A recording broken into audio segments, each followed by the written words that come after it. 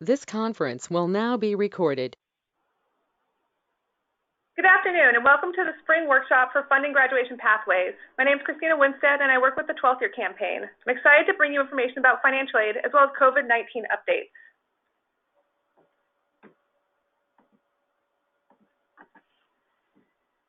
Here's our agenda for the meeting today. For our workshop, we're going to go ahead and have some Washington College Grant updates. We're going to talk about financial aid for graduation pathways. We'll do an award letter overview. I know that a lot of you are getting award letters right now and questions from your students about award letters. We will also be talking about the financial aid completion portal. Then we're going to talk about navigating students and their parents through the financial aid process. And this is their families as well, not just their parents. But we know it's very important for parents' participation, especially if the student is considered a dependent student. In that section, we're going to talk about financial aid myths and misconceptions, financial aid errors and how to fix them, how to support students in special circumstances, and how to navigate that verification process. And I do have some updates in there for COVID-19, a resource overview, as well as we're going to go through the FAFSA demo tool. And then we will have, for the last part, we're going to have, instead of asking a financial aid counselor, I took all your financial aid questions from your registration forms, but that's where we'll open it up for a financial aid Q&A if you have all those burning questions about financial aid. In here, you will notice I didn't put any breaks. I am so sorry. If you need to take a break, please feel free to take a break during the webinar today. So we are the Washington Student Achievement Council. We have a really cool opportunity to advance educational opportunities and attainment in Washington State. It's really, to me, the best career ever that I could have picked. I absolutely love helping students as they navigate these pathways, and I love helping counselors as we work through this together. So we have some attainment goals in Washington State. In Washington State, we want 100% of our students aged 25 to 44 to have a high school diploma or equivalent, and 70% to have a post-secondary credential. This is important because we know that those post-secondary credentials are pathways to livable wage jobs. So for me, I know that that getting my education and the opportunities that financial aid provided for me allows me to have a job I love every day. That's what I want for our students. I want our students to find what they love to do, and then I want them to be able to explore how they get from where they are now and make a good map to how they get to that career for the cheapest price possible. For me, you know, it took a while to figure out what I wanted to do, and surprisingly enough, having a work-study opportunity opened up the world of higher ed for me. And I highly encourage you, as you're helping students in these pathways, I just want them to find what they love to do and have that. And not everything they love to do is going to earn them a livable wage. We know that. You know, I love crafting. Am I going to earn a livable wage crafting? No. Some people will say yes. I'm not that good at it. I'm actually like a kindergartner level of crafting. Even with all the COVID time that we've had to learn how to craft, it's still not getting any better. I also love helping students and doing financial aid. I'm a real big dork about it. So by day, I do financial aid and it opens up time to do things that don't earn a livable wage. I want students to be able to have those things in their life and be able to get to them with the access to aid and knowing what their pathway is going to be.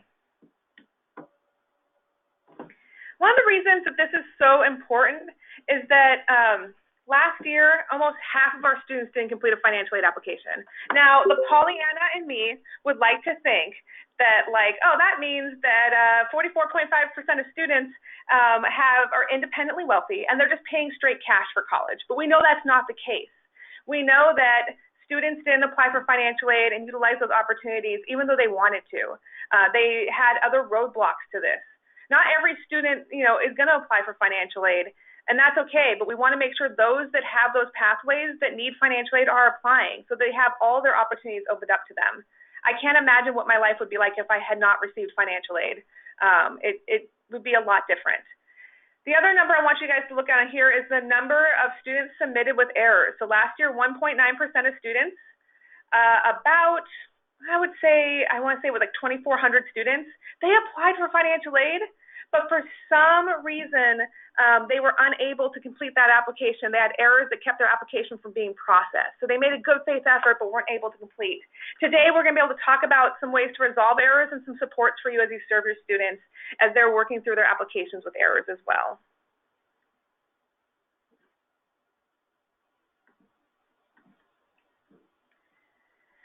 So we have a really cool new initiative in Washington State. It's called Aim Higher Washington. It's a combination of different groups, 12th Year Campaign. It includes other, really, it's a really cool opportunity for collective impact across the state for people to be able to help this class of 2020, especially now with completing their financial aid and seeing what their pathway is going to be. It's a really unique opportunity.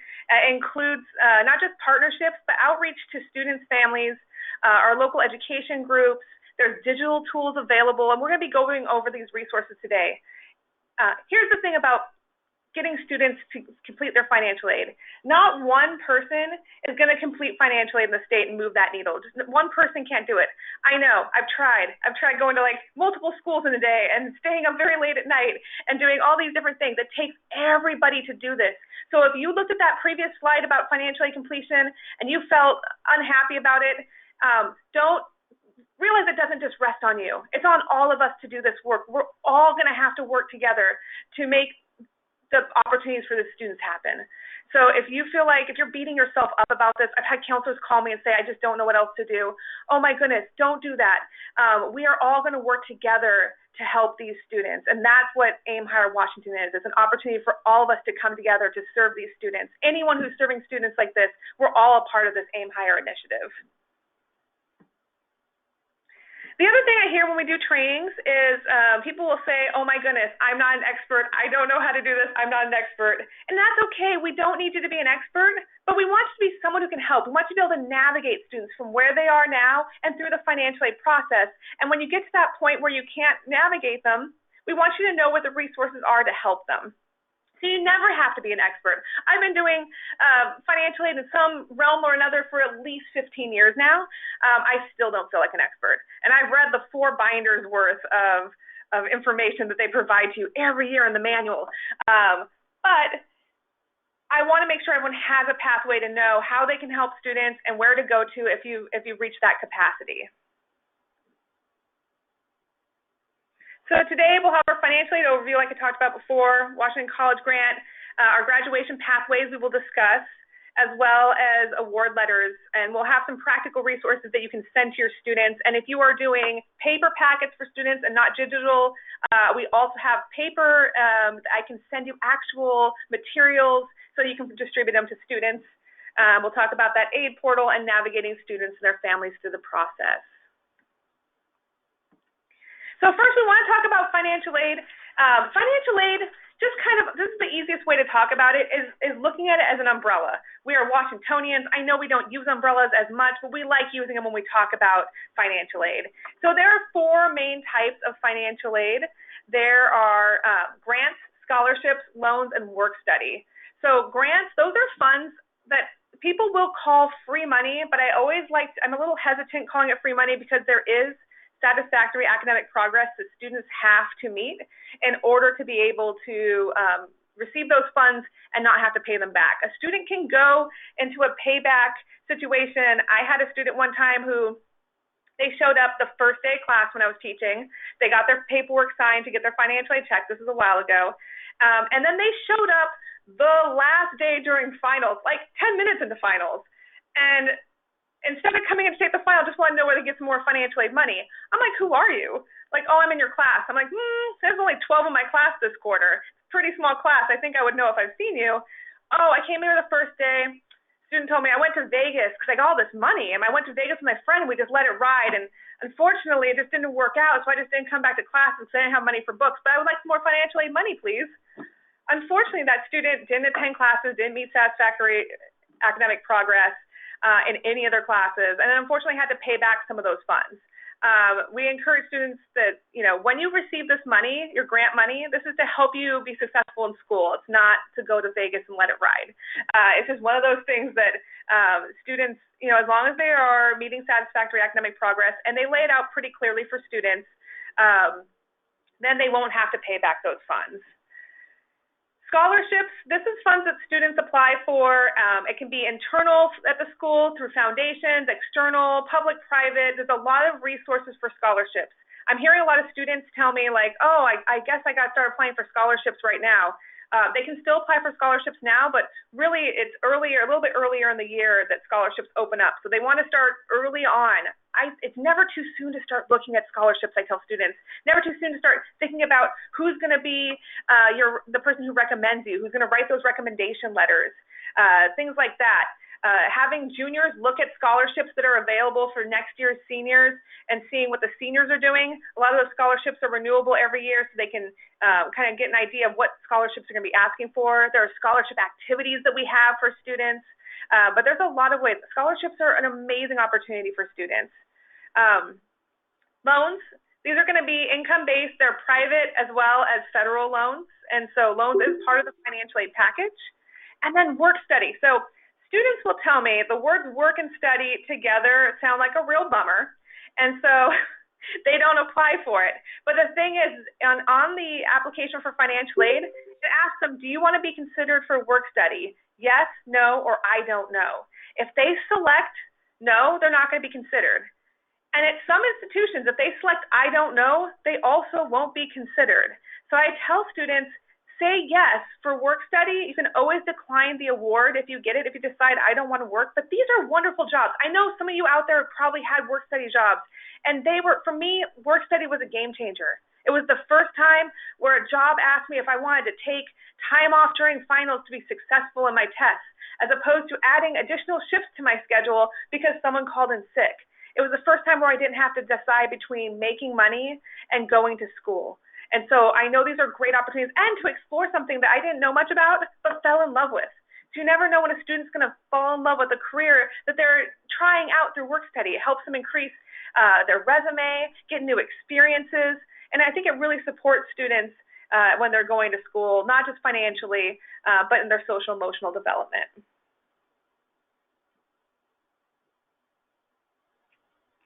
So we're going to review the federal programs first. So when a student applies for the FAFSA, they are applying for federal and state funding. And next we'll talk about state funding through the WAFSA. But when you're applying for the federal application, you're getting both federal and state funding through the FAFSA. So this includes Pell Grant, federal work study, subsidized and unsubsidized student loans, as well as parent loans. So for the parent loans, I do know that they won't give you a loan above what the cost of attendance is going to be, but parent loans, there's no max of like total amount of loans from year to year to year to year. So I had a parent call in and ask how they could get relief from their parent loans. And when they told me their parent loans had already reached $180,000 and they had lost income, unfortunately, they could not get any more parent loans. Thank goodness the income of lost wage actually allowed them to get an appeal at financial aid so that their students, they had 3 children going to college, 2 had finished, and their youngest was ready to go to college, and the income had dropped to a level where they would be eligible for federal aid, but they still have to pay for those parent loans. I tell people to be very careful when you're taking out loans.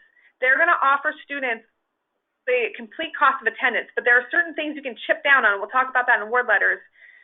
That will help reduce the cost of attendance and therefore reduce the amount of loan that you need. For some students, it's the first time that they are going to see a lot of money being offered to them. And the thing about loans is you don't have to take the whole amount. You can take a partial loan. You don't have to take the whole loan amount. The other thing I will hear occasionally, not as much anymore, but I still hear it, is I'll just take student loans and then I'll just discharge them in bankruptcy. Ooh, that actually, I just grew some gray hairs thinking about students, thinking that's a pathway. That is not a pathway. To get your student loans discharged in bankruptcy, you have to hire a specific lawyer for it, and very rarely happens. And I've heard horror stories from students. So when they're taking out these loans, there may be some, forgiveness programs they're applying for, but they want to make sure they understand that they're going to be having to pay back these funds.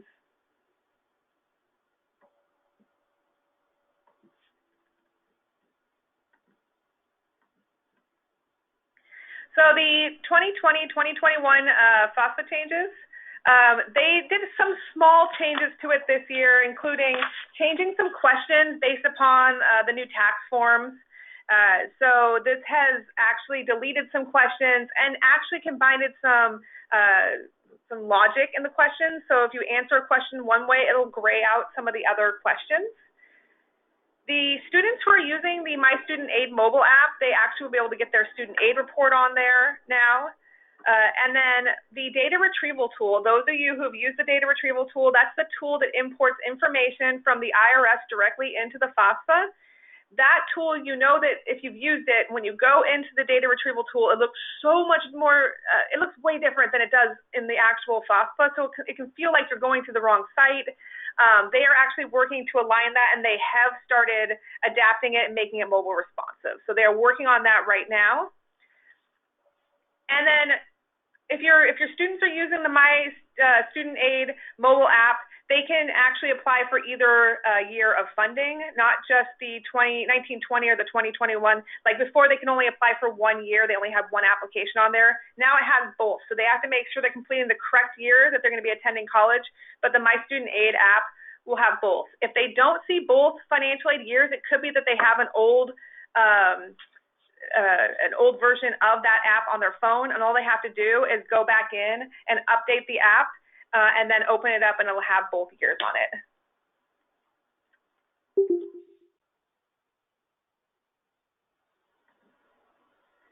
So there's 3 ways to apply for the FAFSA. There's the website, there is the FAFSA app, and then there's the paper app. So the website's typically what we use, especially at financial aid nights. I have found, I don't know if any of you guys have had this happen, where you will see you've encountered an error on the web, or that FAFSA on the web is unavailable. Those are the scariest words to see, especially right before a financial aid night or a financial aid event at your school. If that happens, I am finding that students who use the phone app, the FAFSA app, FAFSA on your phone, for some reason it must be a different server, because if the website's down, I'm still getting students through on their phones. So if you're having a financial aid event and all of a sudden it's not working, have them go in through their phone. Only one person can be active in their account through either the app or the website at a time. So you can't have like a parent filling out one section on the website and a student in the app. It's only one person in the student's application at a time. So you can't, I was hoping that we could like double down and have the parents on one device and the students on the other and get done twice as fast, but it doesn't work. It's only one at a time. The paper app, this is going to be more for students that cannot access the internet. Specifically, I find this is the best tool for those who are incarcerated. So incarcerated youth, they can apply for financial aid, especially if they are part of their exit plan, if they're exiting soon. They can apply with the paper application. If you are working with students who are currently incarcerated, I have taken our materials and formatted it so that it's acceptable at the different correctional high schools, so they can't have staples and things at some places. So I've removed the staples from the workbooks that we have, and what I've done is for the paper app, I've done an eco staple where it folds itself, which is pretty cool. And then for the workbooks, I bought an industrial sewing machine last summer, and I sew the spines up. So they will get a hot pink. I chose the thread because what I could find, and they get a hot pink spine book, but the book then meets the regulations to be sent to the correctional high schools. If you're working with students at correctional high schools, please feel free to email me. I'm happy to send you a packet or packets for your students that you're working with. I'm even happy to talk to the correctional high school themselves to see if we can provide more resources to them. When we talk about 12th year campaign serving all seniors, I mean all seniors. If they are looking at post-secondary education or trying to explore it and we can provide resources, that is what we're here to do. So please let me know if there's ways I can serve these students in your community. Feel free to reach out to me. So Washington State Financial Aid, this is financial aid that is applied for either by the FAFSA or the WAFSA by itself. So if a student's applying for the WAFSA, they are applying to be considered for Washington State funding. Washington State funding is the Washington College Grant, formerly known as the State Need Grant, one of my favorite things in the whole wide world. The College Bound Scholarship, which also makes my heart sing. State Work Study, Passport to Careers for our Youth in Care, and the Opportunity Grant. These are all what we consider Washington Opportunity Pathways. It also includes the Washboard. The Washboard is a scholarship warehouse. I affectionately call it the eHarmony of scholarships. The student builds a profile, and then it matches them to the scholarships. And so it's really easy because these scholarships are vetted, so it might be better than eHarmony. So it's a vetted scholarships that are not going to charge students money, things like that. If a student tells you they are applying for a scholarship or for financial aid and someone is charging them money, that is a red flag. They should not be paying any money to apply for financial aid or for scholarships. If a student comes to you and says, I'm applying for financial aid and the website's trying to charge me money, if they feel comfortable with screenshotting the name of the website and sending it to me, I'd be very appreciative. If they are being asked to pay for things like, I had a student try to get charged $15 to apply for Social Security, like not Social Security, but they're to apply for selective service. That is a free service. So they want to make sure if they're being charged for any of these things to really think, is it truly something that's being charged, or is it a website that looks a lot like the application charging me money? There used to be sites out there like FAFSA.com back in the day, and those don't exist anymore. And I'm hoping that we can find any other ones that are doing this with students where they're charging money. There are also, same with the My Federal Student Aid app, there are some apps that kind of look like it that charge money. So students need to make sure they're on the right web page or on the right app when they're doing this. I don't want anyone, I'm like the most frugal person in Thurston County. I'm willing to take challenges on that one. I don't want anyone to pay money for any of these processes if they don't have to. The first word in the financial in FAFSA is free, so they shouldn't be charged anything for it. So for financial aid applications, we go by the rule of one. The rule of one means they're going to do one application. They are going to do either the FAFSA or the WAFSA. The FAFSA is going to be encompassing federal and state aid, and the WAFSA is just state aid. Students, typically if they have a social security number or a number from a freely associated state like Marshall Islands, they're going to do the FAFSA. If they don't have a social security number, have expired or unexpired DACA, then they're going to do the WAFSA. The WAFSA is for Washington State schools specifically, so it doesn't go out of state.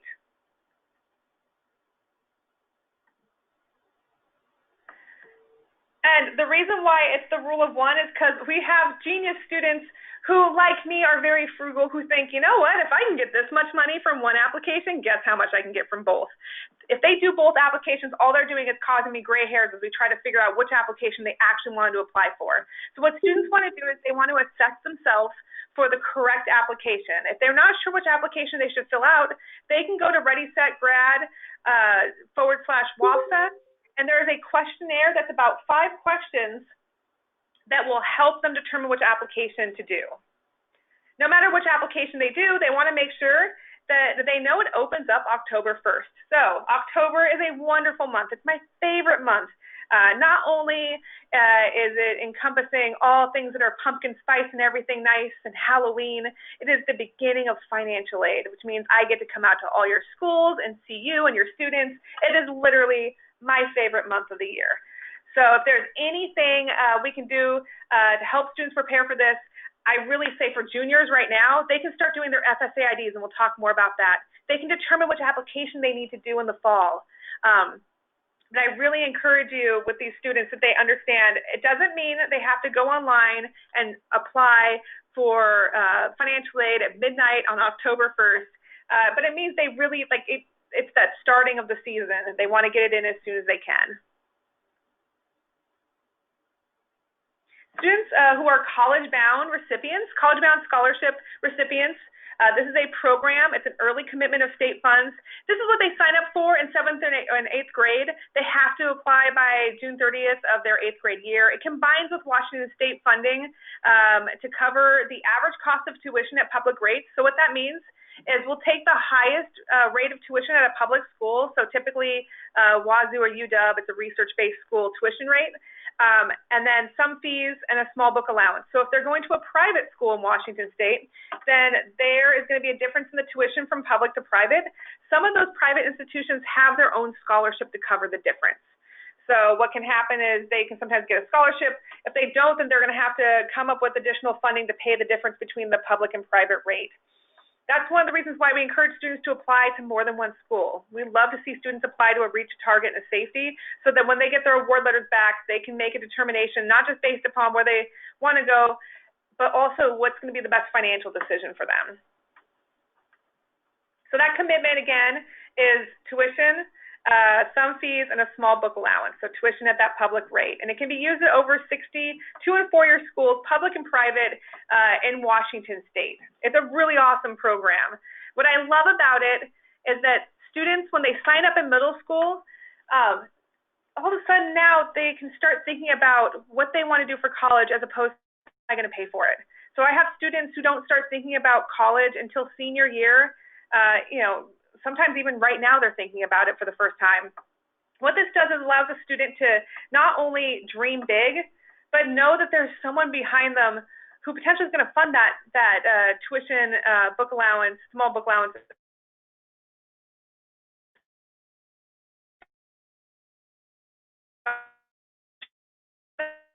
It brought them so much pride to know that someone was willing to put their money down on them. And so it's really cool to watch students dream big during this process as they're applying for the College Bound Scholarship. They have to meet income requirements. And if the student is youth in care, if they're foster youth, then they're automatically enrolled. Their first step is to apply in middle school. Step 2, they need to fulfill that college-bound pledge, which means they need to meet the income requirements by completing a financial aid application, be accepted to and attend an eligible college within 1 year of graduation. They have 5 years to use 4 years of funding. So they can take, if the student's taking a gap year, they can do that, but they want to make sure they're back in time to start school that next year. So we always talk about with gap years, the gap year with intention to come back. Sometimes applying a deferment of enrollment, things like that, so they know exactly when they should come back. I also encourage you, if you have students who are taking gap years, if they're going to take a gap year, then invite them to your financial aid event in the fall. So if you're doing a financial aid night, whether it's virtual or in person, invite some of those students to come back to get financial aid help from your school. They also love coming back after they graduate because they're like, I'm an adult, and they get really excited about telling you all the things they've done. They love coming back, and so I encourage you, reach out to your students and provide them with that opportunity. Okay, so the Washington College Grant. I am so excited about the Washington College Grant. It is a great opportunity for students. It is groundbreaking in our state. So when I heard about it, I was so excited. And then when they passed it, oh my goodness, it's amazing. So it helps students who not just are low income, but middle income families as well, really look at their opportunities, not just like a lot of students will say, well, I can only go to a 4-year to do this. That's not the case. They can do technical programs, like I said, like nursing or welding. They can go into an 18-month approved apprenticeship and get funding, or they can go through a 4-year degree. It's really supporting more pathways for students, and it supports more families and more income levels. It's a 2-year phase-in process, so the class of 2020 is going to be the first class to see the full phase-in of the Washington College Grant. Currently, right now, the students who are in college, they've started about 6,000 more students, but this is going to expand fully for our class of 2020, including those registered apprenticeships. So on average, a family of 4 making around $50,000 or less, they're going to receive a full tuition award. And partial grants are available for like a family of 4 that makes around $97,000 or less a year. This is a huge game changer because you will have families who will say, you know, we applied last year for financial aid, but we didn't get anything from one of our other students.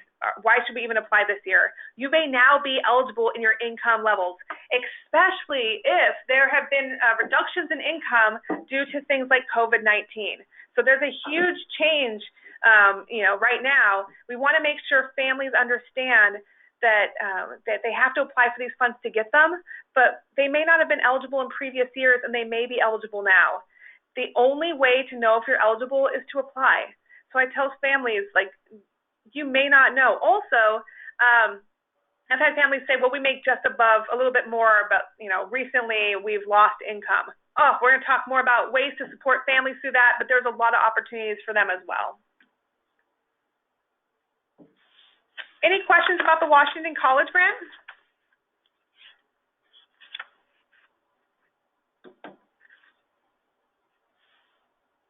Give everybody a second. Okay. If not, we'll also have time for questions at the end.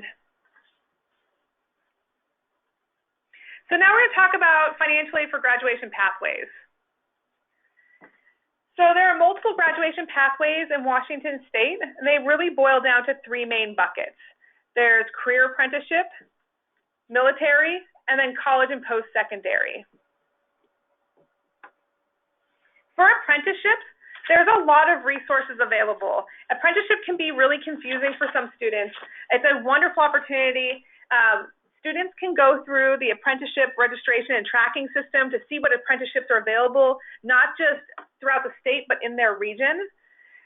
Another way to get into an apprenticeship is students can go straight from a program at a 2-year college that leads directly into an apprenticeship. So they can apply directly or they can go through a program. So there's 2 ways to get in. There are going to be some apprenticeships that are very high demand that they may not get into right away. If they don't get into the apprenticeship, or if the apprenticeship they want is not accepting applications, there's a lot of ways to help students kind of prepare and explore and skill build. So then going through the list of what are my required skills for this apprenticeship and working towards those skills. The other piece is how they apply for apprenticeships. I mean, it changes from apprenticeship to apprenticeship. Sometimes it's a postcard you send in, sometimes it's an interview. So there's, on that website, it really talks about what is the process of applying for an apprenticeship. What I encourage is with apprenticeships is if you can expose your students early by taking them to apprenticeship fairs, if you have anything like that available near you, have them explore those opportunities.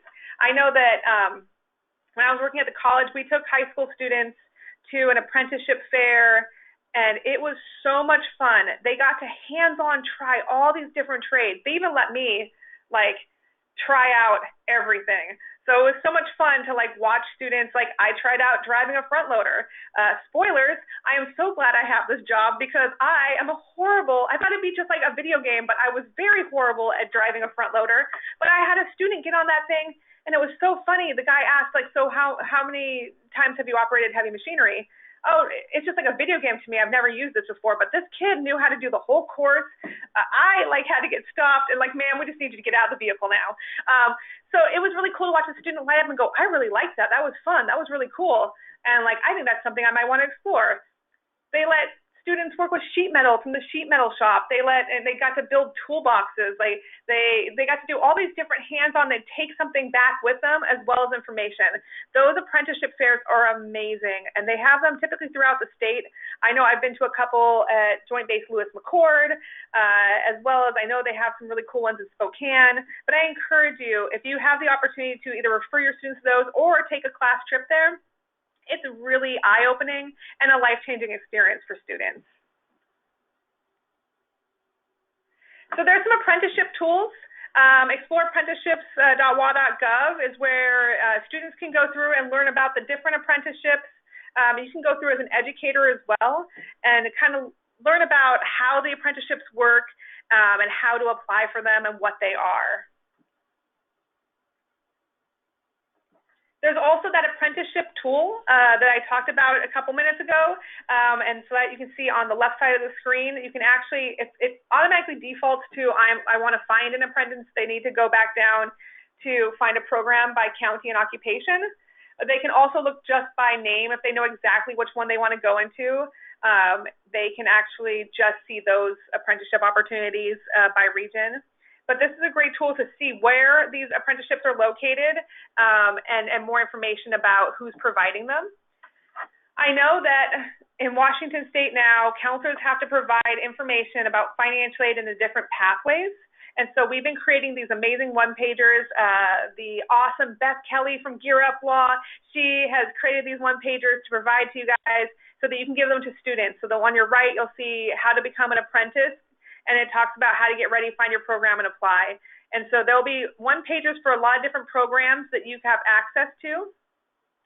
And for those, we'll have them right on our 12th year website. But I also, if you have the key that's in black that you got at the Wisher tour at the beginning of the year, or that I've been giving out across the state, those flash drives in the shape of a key, If you plug that in and register it, there will be a download that has those on there. I added them not too long ago to the key, so if you plug it in, it'll go ahead and update it that way.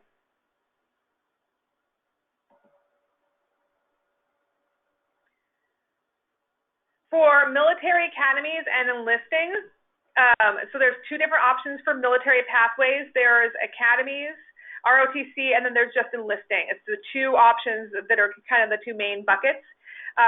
This is my biggest thing when it comes to military service and students, especially when it comes to funding. For military funding, students will typically get if they're enlisted, a post 9/11 GI Bill. That post 9/11 GI Bill can be used for graduate and undergraduate studies, but it has a clock on how long you have to use those funds. I tell students, because students will come to me and say, you know what, I don't have to apply for financial aid because I have my parents' post 9/11 GI Bill, or I'm going to have my own when I go into military service.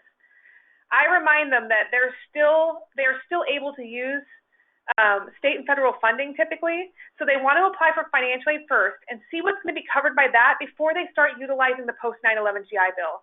That way, if a student has a plan to go into graduate school, then hopefully they can get a lot of their stuff paid for undergrad through state and federal funding and save and hold off on that clock of the post 9/11 GI Bill until they get closer to graduate school so it can cover that. We know that those of you who've done graduate school or explored it, that a lot of the graduate opportunities, unfortunately, are fellowships, but not typically grant aid for students who are going into graduate school. So we want to make sure that if they have those plans or they think that those plans might be in their future, that they try to layer that funding in the best way possible.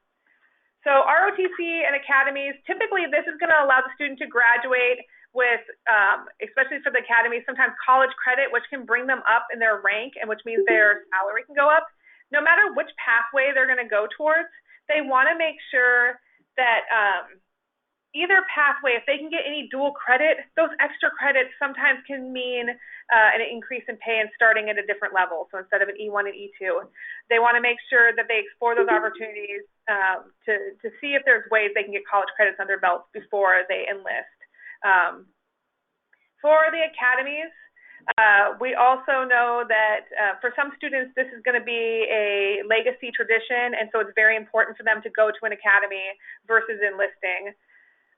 Military enlisting, it's going to pay for training, provides education, a place to live. That post 9/11 GI Bill now with post 9/11 can be transferred to children. So some parents may be transferring this, but they might be trying to get it from themselves. If their education is paid for in other ways, they can always pass it on to their children. And then, of course, they're going to have employment after they complete their boot camp and go to their job training. What I do find with the enlisting route is if a student does enlist but does not recommit after 4 years, then typically they may be in a position where they are a dislocated worker. So if you have students that have decided not to continue on with the military, they want to explore and they want to go into like a technical field, they do want to explore the community colleges and the really the dislocated worker program may be able to potentially pay for some of their classes in a technical field. They can receive both that and their military funding at the same time. If you are working with students who are looking and exploring military pathways, we do have a one-pager as well that you can give to students. It is on our 12th year site under resources as well as on that flash drive. Now, if you did not get one of those flash drives, don't worry.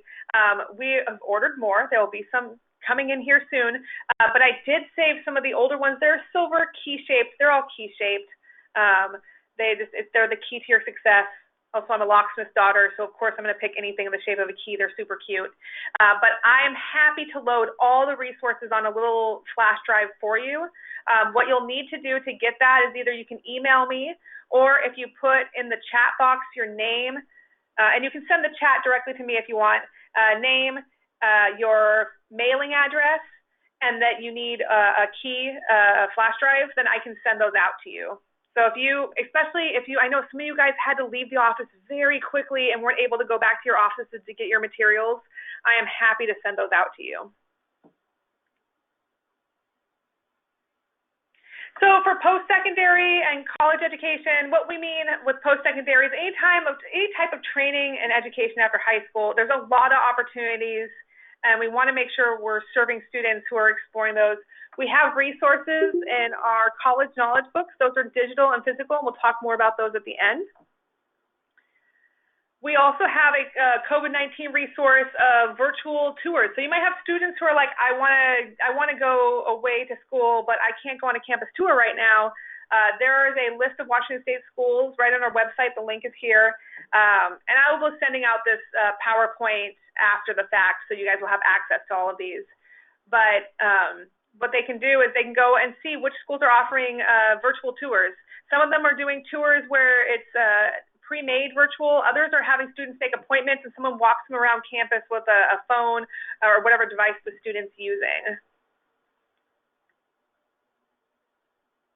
For technical and specialty colleges, there's a lot of considerations for students looking at if it's a for-profit or if it's a public nonprofit school.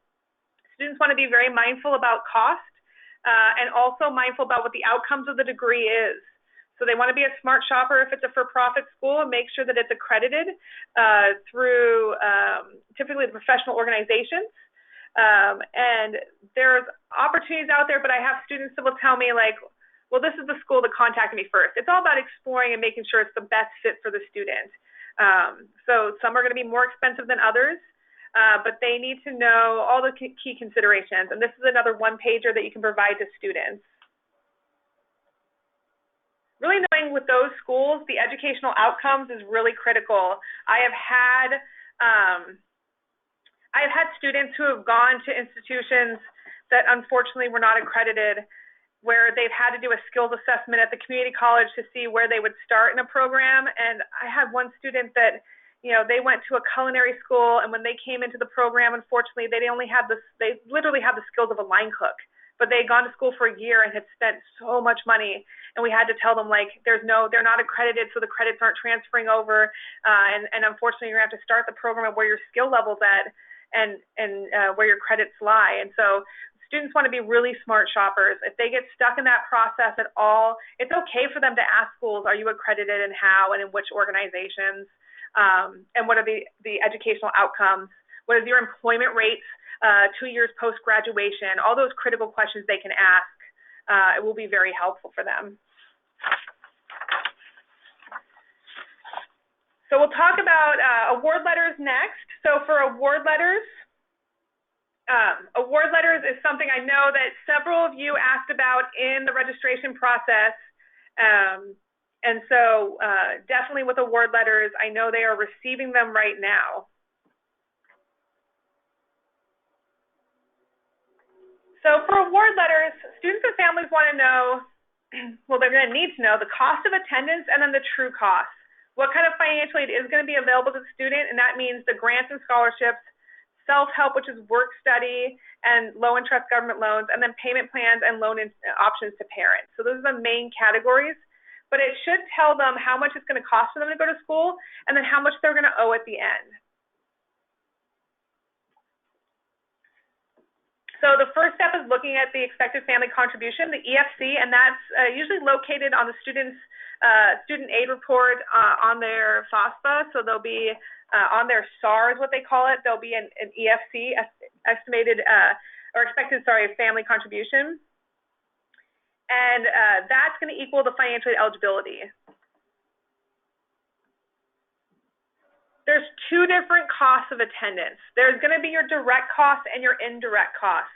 So indirect is going to be like personal costs, transportation, parking, books. Direct costs are going to be tuition and fees, and if they're going to be living on campus, the on-campus housing. Now, again, I said before, super frugal. Direct costs, those are things typically you cannot haggle on. Those are going to be the things that, like, you cannot change the cost of tuition. You're not going to be able to change those costs of fees. The only housing component that may be something you can change the cost on is if a student, like sometimes in different resident halls are going to be different costs. And so maybe they're picking a cheaper resident hall versus like a single room and a double room, things like that. Indirect costs, this is where you can wheel and deal. This is going to be books, which I encourage students, you're going to need to buy those books. I had a student tell me, well, I'll just go ahead and not buy any textbooks. Oh, no, you will fail your classes. But you can buy used textbooks. You can rent your textbooks. I know for myself, I asked every professor every single quarter and semester. I'd find out who my professor was, and I'd email them. Hi, I saw that this is the book you want in the bookstore. Can I use a previous edition? I would say about 50% of the time, the professor would say, yeah, you can use that previous edition, no problem. And then I'd either go online and get that previous edition, or for me, I love thrifting. I'd go to the thrift store and I'd find them at the thrift store. And so I know with one of my classes, I saved almost $200 on a textbook because I asked the professor, and he told me, you know what? Actually, we just changed textbook editions. I'm going to send you the old syllabus. You go ahead and go through it. This tells you what chapters that align with the chapters we're using right now. No problem, you can use that old one. I paid $3.99 at Goodwill for that textbook. I was so happy, and it saved me so much money because at that point, for textbooks, I was paying out of pocket, and I had to buy them quarter to quarter. The other thing is if you buy your textbooks, you can sell them back. Now, you can sell them back to the bookstore, which is just fine, but it's going to be kind of a GameStop situation where, like, you bought a game for like $50 and like they're going to give you $1 for it back. They're going to offer like a very low amount typically to buy back your textbooks. But they can also sell them to other students. There's usually book boards as well as digital like bookstores where the students can sell them back to each other. So for the books that I did have to buy that were the newer editions, I would sell them back to students at a reduced cost where the student was getting a bargain, but I was getting more than what the bookstore was offering me. I would take that money, turn around, and buy the books that I needed that were not previous editions. So there's some ways to save money there. Transportation costs. They're going to list transportation costs on the award letter. If the student is not driving, bringing their own vehicle to the college, or if they are not going to be parking anywhere, that's going to reduce that cost. Some schools in their student fees are actually providing a student a bus pass. So they may not even need to purchase a bus pass. They need to check with each institution to find out what their transportation options are. Now, for some students, they'll tell me, well, I'm just going to decline the entire transportation cost.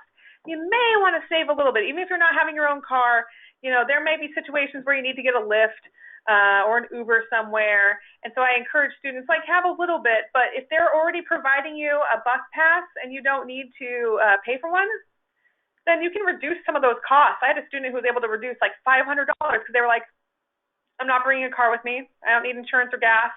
I'm not going to need a parking spot. The bus pass comes from the college. I'm going to take $100 of that as opposed to the amount they offered me, so that I can go ahead and have an emergency fund if I need to go, somewhere out or get groceries from somewhere farther away. But everything was in walkable distance for that student. And then personal costs.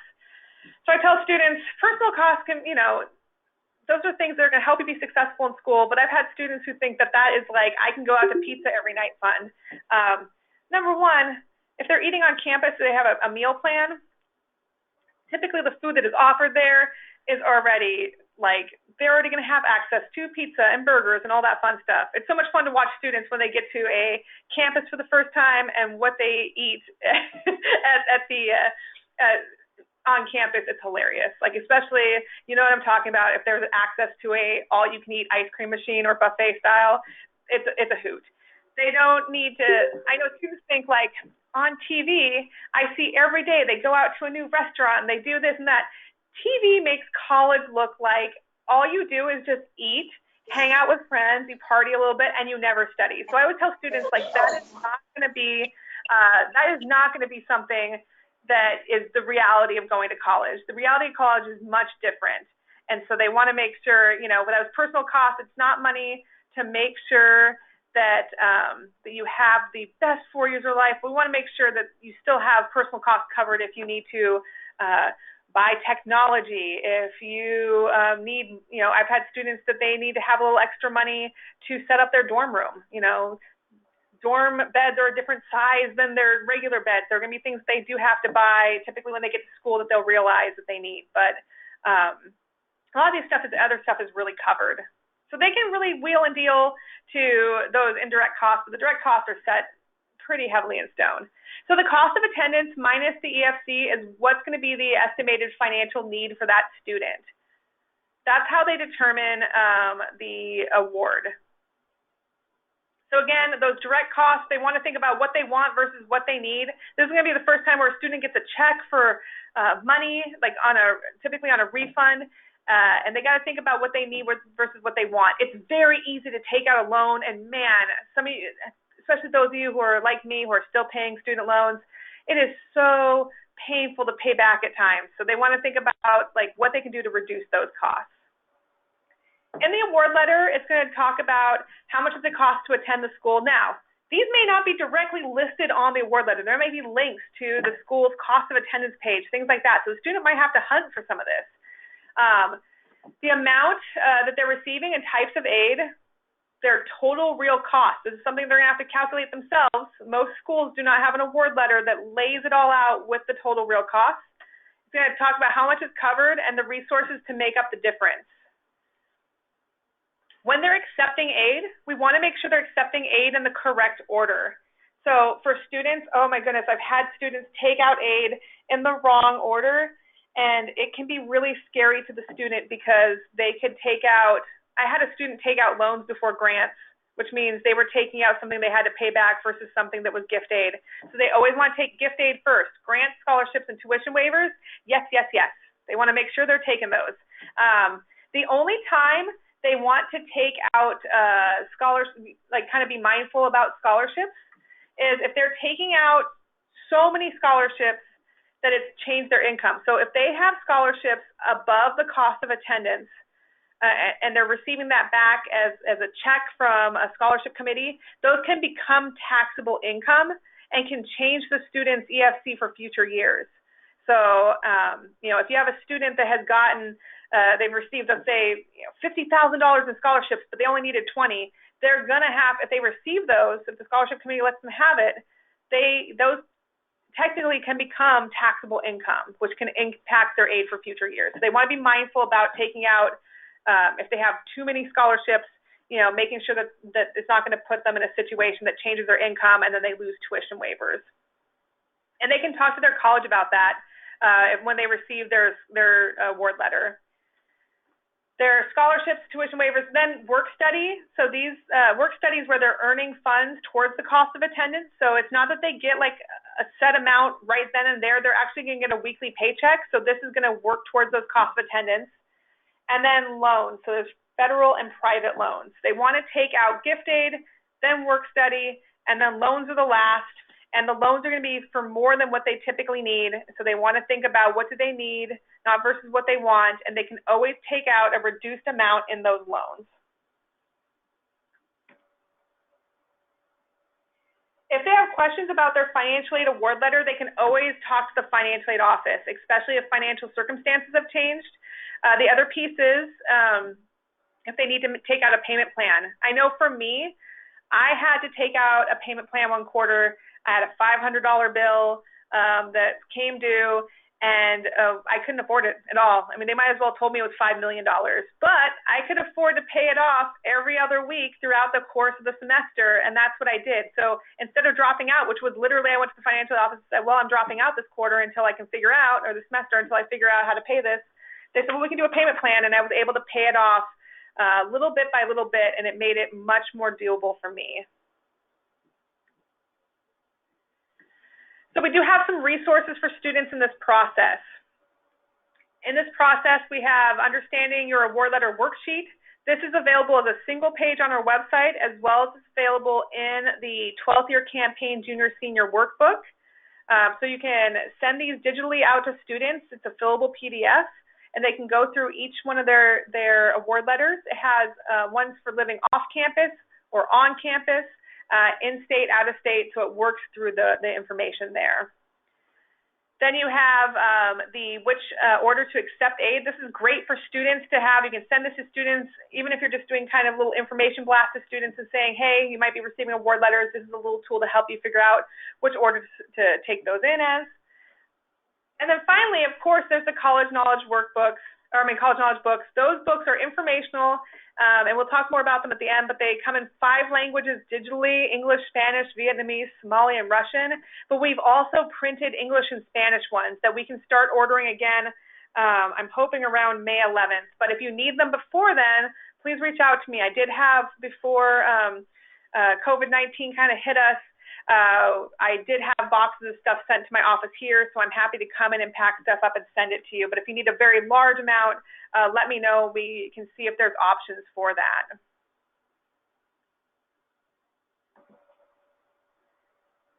So before we talk about the financial aid completion portal, I'm going to go through and see if I have questions. Thank you for sending me all your key requests. That is awesome. I am happy to send those. In fact, I probably get those in the mail today for you guys. Our mail's going out 1 day a week, so.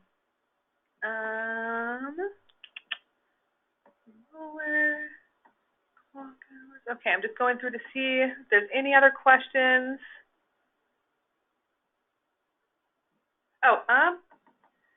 Apprenticeships available. The question was, are apprenticeships available to undocumented students? It depends. If they have DACA status, then some of those opportunities are available. They need to check with each of the apprenticeship shops to see which ones they would be available for. Oh, thank you, Sam. I'm on a very tiny screen with the questions, and much to my chagrin, it is time for bifocals. So yes, and then I can try to get more information about it and send that out. But it really is going to be on a work status issue there. Any questions about, any other questions that you have about award letters? We are going to talk about here in a little bit, we will talk about some of the opportunities for students who have experienced a change in income. So I know that there's going to be students who receive an award letter and all of a sudden they go, wait, I was making that much before, but my family's not making that. We will talk about resources and how students can navigate that. Okay, and then the other thing is, if you are if wanting any additional resources for award letters to send out to your students, please feel free to reach out to me. I'm happy to send you digital resources if you're helping students. The other thing is, if you're doing live classrooms, so I know some of you are having live classrooms through Zoom, I'm also available to do classroom presentations. So if you want me to come do a live classroom presentation via Zoom, I'd be happy to join your classroom and talk to your students about award letters, financial aid, anything that will help you, anything I can do to help you with your students right now. I am here to do that. So if there's a topic you want covered in your classroom, I've already had a couple schools contact me, or if you want to do a training with your district, feel free to reach out. I'm happy to do that. So let's talk about data, and not the guy from Star Trek, but my favorite thing in the world, the financial aid completion portal. This portal allows you to access information about financial aid completion, FAFSA completion in Washington State. It's very easy to access. If you have a signed data sharing agreement and a non-disclosure agreement, then you'll be able to see student-specific data. If you are unable to have access to those levels, maybe you're not at a high school, maybe you're at a college, you can see aggregate information that will help you understand trends in your area for financial aid completion and which schools, it'll tell you, especially if you're at a college, if you are trying to help your schools in your local region, it's going to tell you which schools and their high school, their completion ratios, which means you can then look at supporting those schools more with financial aid completion.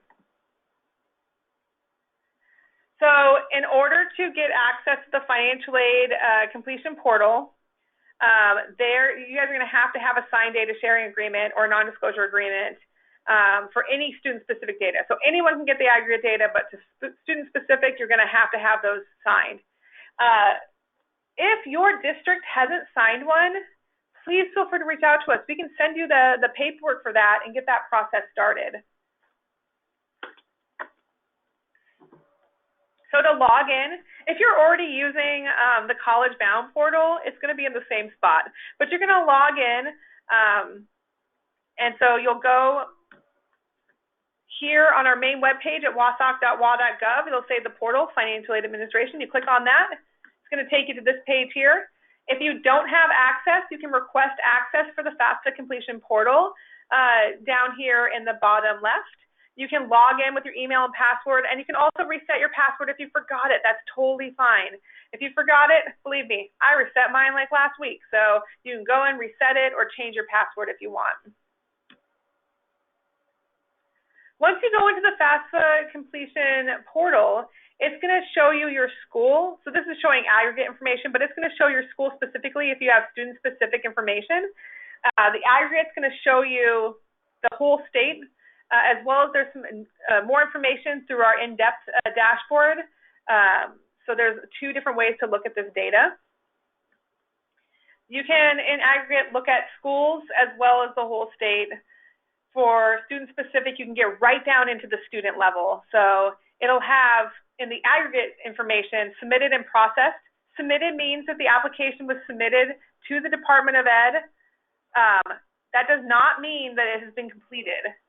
So I've had students who say, well, it says it's submitted, and that's great, but they want to make sure that it's actually processed. Processed means it had no errors, that they were able to match that information to the Social Security, as well as they were able to match for processed on our side. It means we were able to match it to the student's record through OSPI through CEDARS.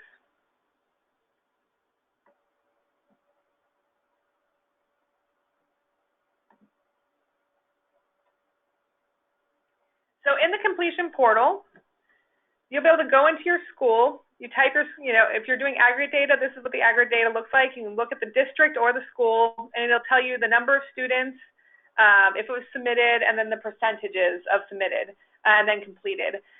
The big thing is we'll see a really good submitted number, but that's going to be inclusive of students with errors. So if it says the student's application and the student-specific information has been processed, it means there's no, at this point, there's no errors. They were able to process it. Does not mean they haven't been selected for verification or anything like that, but it means that they were able to process it. Errors means that there is an application on file, but it has other errors, not missing a signature, but other types of errors, and they're going to have to log back into their financial aid application to see what those errors are. Missing signature, this can be for the student, parent, or both. So they've submitted a financial aid application, they've submitted their FAFSA, but it wasn't able to be processed because either the parent, which is most likely the situation, or the student did not sign the application. So this is a big one. For missing signature, a lot of students' parents will sign with an FSA ID.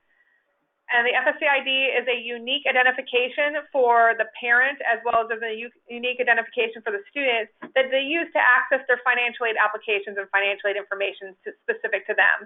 It's what the parent will use to sign in and sign the application and submit information about their taxes if the student is dependent. If the student is in a family that has mixed status, mixed documentation, then typically the parent, if they don't have a Social Security number, is not going to be able to create an FSA ID. They have to physically sign the signature page of the application. So what they have to do is they have to log into the FAFSA, and when they're getting close to the end of the application, it'll ask, how do you want to submit a signature? They're going to select signature page, then they're going to print up that signature page, and then they're going to have parents sign it, and then they're going to mail it in. The big thing with this is that they have to make sure that when they do that, there's 2 errors I find pretty large. One, students will print the signature page and they'll think that they're done with the process, but they won't submit their FAFSA. So I've had students tell me, I sent a signature page in, but my FAFSA is not there. They need to make sure they actually submitted their application for financial aid. The other piece is they need to make sure they're sending it to the right address. So this is something that caused quite a few gray hairs this year, which is there were 2 addresses listed for signature pages for the 2021 FAFSA. There was one online on the website, and then there's one on the signature page. Same address, different P.O. boxes. I contacted them and asked, hey, if they send it to the wrong P.O. box, the one that's listed on the other page, what will happen? Will it be forwarded? They were not able to fully answer that question. So to me, that gives me concern that maybe they won't be processing if they're in the wrong P.O. box. The student needs to make sure that the address that's listed on the actual signature page is the address they send the signature page to. So if they Google it, it's going to be the wrong address. They have to pull it directly from that signature page. What I encourage as a best practice for these students when you're doing signature pages is when you have a financial aid night, if you have the ability to take a stack of envelopes, print the address that it's supposed to go to, and label the envelopes. What I do when I come to a financial aid night or when I'm doing error repair, I will go in and I will print up the address, put them on envelopes, and then I will walk students on how to address an envelope so that they can send them. If I have stamps with me, I offer them a free stamp. And so for me, I've had students address the envelopes, I don't know about you guys, in the most amazing ways. Oh my goodness. I had a student write the federal student aid address across the whole front. Like there was no place for a stamp. There was no place for a return address. And they wrote out giant. And I asked them, I said, so why did you write the address like that? I'm just curious. And they told me, when I watched Harry Potter, that's how the letter got to him. So our students maybe are not doing physical correspondence like, pen pals in the past. And this might be the first time they're sending a letter. So then I use it as a chance to teach them how to send a letter, as well as how to address an envelope. And so part of that is providing that address out very clearly so they get to the right spot, but allowing them to enter in their return address. So missing signatures can be a big one. And then unmatched, this can be two different things.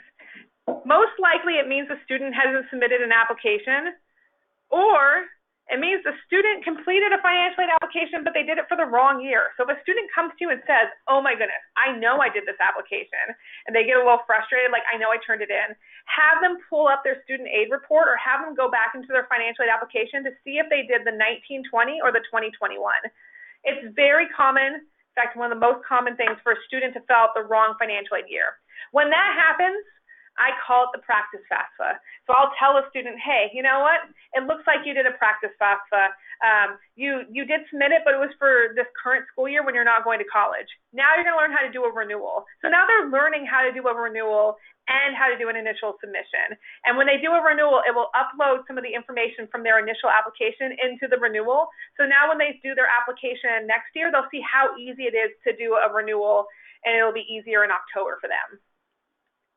The other piece, it could be for unmatched, this is less likely, is that they completed a FAFSA, but the name listed in CEDARS and OSPI data is too different from the name that they listed on the federal application, and it's not creating a potential match, or it's not creating a match at all. There could be potential matches listed. You can go in, if you have student-specific data, you can actually go in and pull up your list of students, click on unmatched, and then sort them by potential matches so that you can go in, click unmatched, it'll give you a whole list of all your students who are unmatched, and then the very last column, it's going to say matches. Click on that column, and it's going to bring to the top all your students who have potential matches, and then you can see if it's the same student. This is really important for students, especially who are, if they are changing their name legally, but they've been able to change it in OSPI records first, but haven't been able to change it legally because of the FAFSA, and they're in the process of changing it. So we want to make sure we match those students. I went through last week, and I matched as many as possible, because sometimes it can even be a thing of a hyphen in a name that's throwing it off, or like Zach versus Zachary, things like that. So you want to make sure that when you go in, you can go ahead and do those potential matches, especially for students. If they're changing gender identities and they've changed their name and they're not yet through the legal process, this really helps me match their records, and it can help them understand not just how, I don't want them called by the wrong name. And so I know that this is a new chapter for a lot of students, and they're choosing the identity that they want and that what they identify with most. And they might have easier access to change that information in OSPI records versus a federal record. And so it'll create a mismatch. I want to make sure those students are matched in the system, and you can match those students through a potential match through the portal. Okay, let's go through questions real quickly.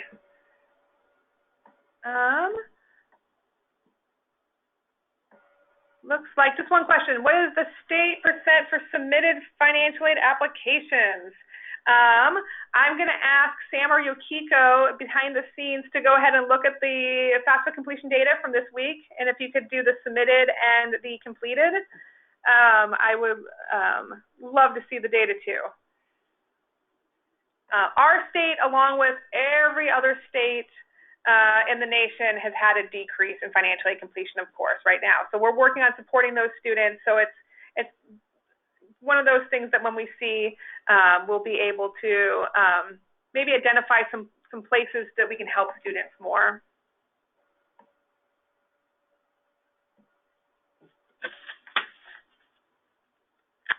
Okay, any other questions about award letters, about the portal itself?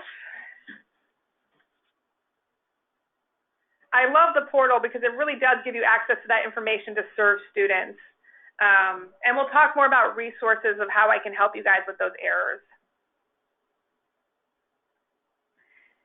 If not, we're going to move along to navigating students and their parents through the financial aid process. So it's getting them through that process we know is a challenge.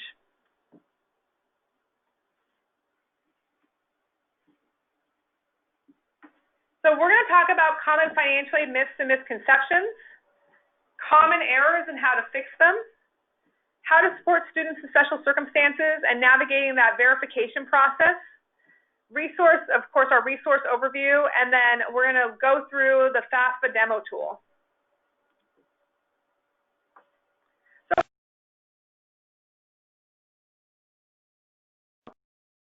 We're going to talk about common financial aid myths and misconceptions.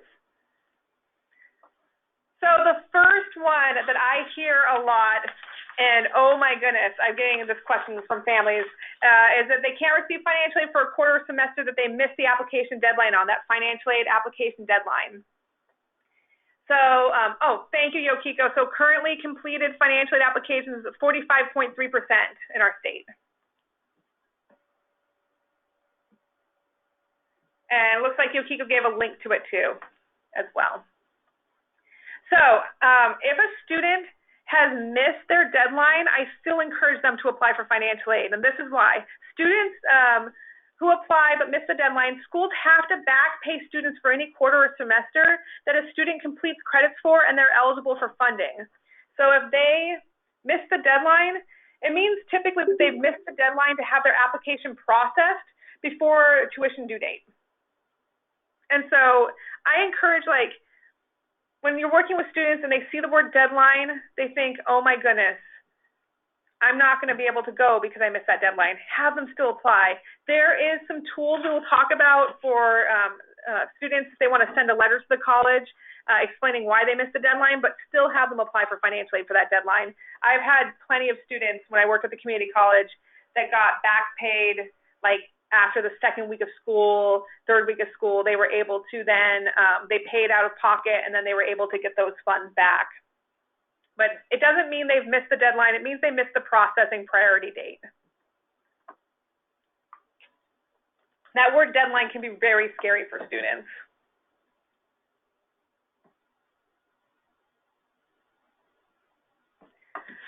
Okay, and I've been getting this one as well.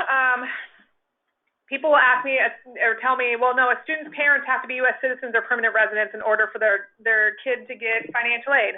That is not true. The student is who is applying for financial aid, not the parents. So if the student is a U.S. citizen or permanent resident, then they will qualify for FAFSA. They'll be able to apply for the FAFSA. And if they're not, they're going to apply for WAFSA in our state. But it's not the parent's application. The applications for the students themselves, if the parent was applying for their own aid, that would be different. But this is for the student. It's the student's the one who owns the application, is based on their information. What they need to do is for the parent's information, if the parent does not have a social security number, they're going to enter in zeros. So they're going to enter in zeros instead of a SOCH. And that will allow them to continue on with the application.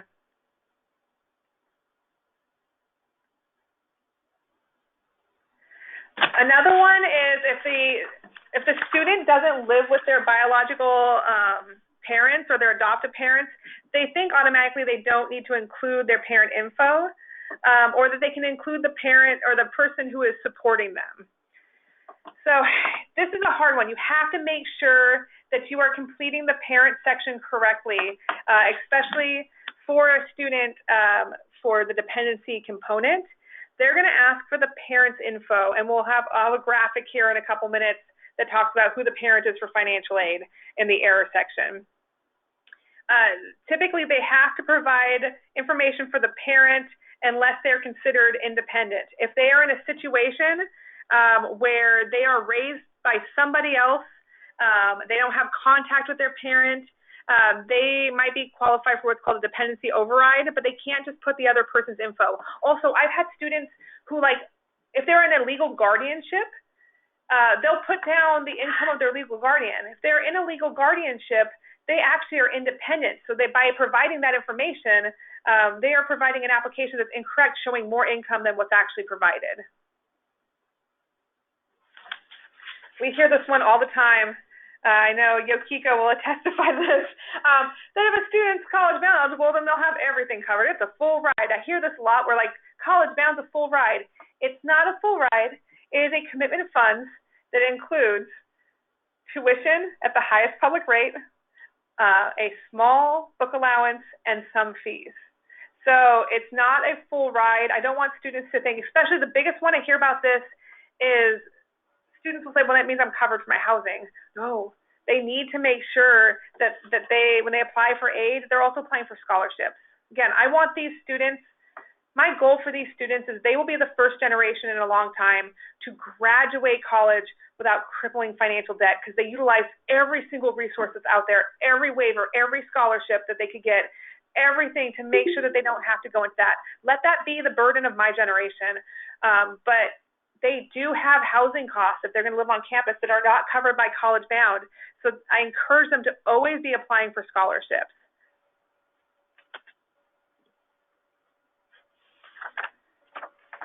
And then this is a big one as well. Students cannot appeal their financial aid award. That is incorrect. They can apply to appeal that award, no problem. There's a lot of ways to do it. So when they're looking at a financial aid appeal, if a student gets their award letter back, or even before they get an award letter, if things have changed, they can connect with their financial aid office. So they need to connect with their financial aid office for the colleges they applied to. And there's a new resource that they can use called Swift Student that can help them understand appeals, and it provides templates for writing financial aid appeal letters. I love this resource. I don't know if any of you have utilized it yet or played in it. And you can share your own experiences in the chat box if you have. I've worked with students, 2 students this week with this tool, and it makes completing a financial aid award letter very easy. The tool does not share any data, like user data, with third parties. The only thing they see is aggregate data through Google Analytics.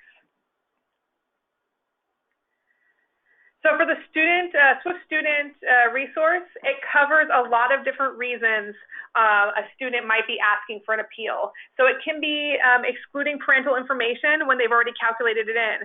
So maybe a student put parent information, but they don't have contact with their parent. That parent is incarcerated.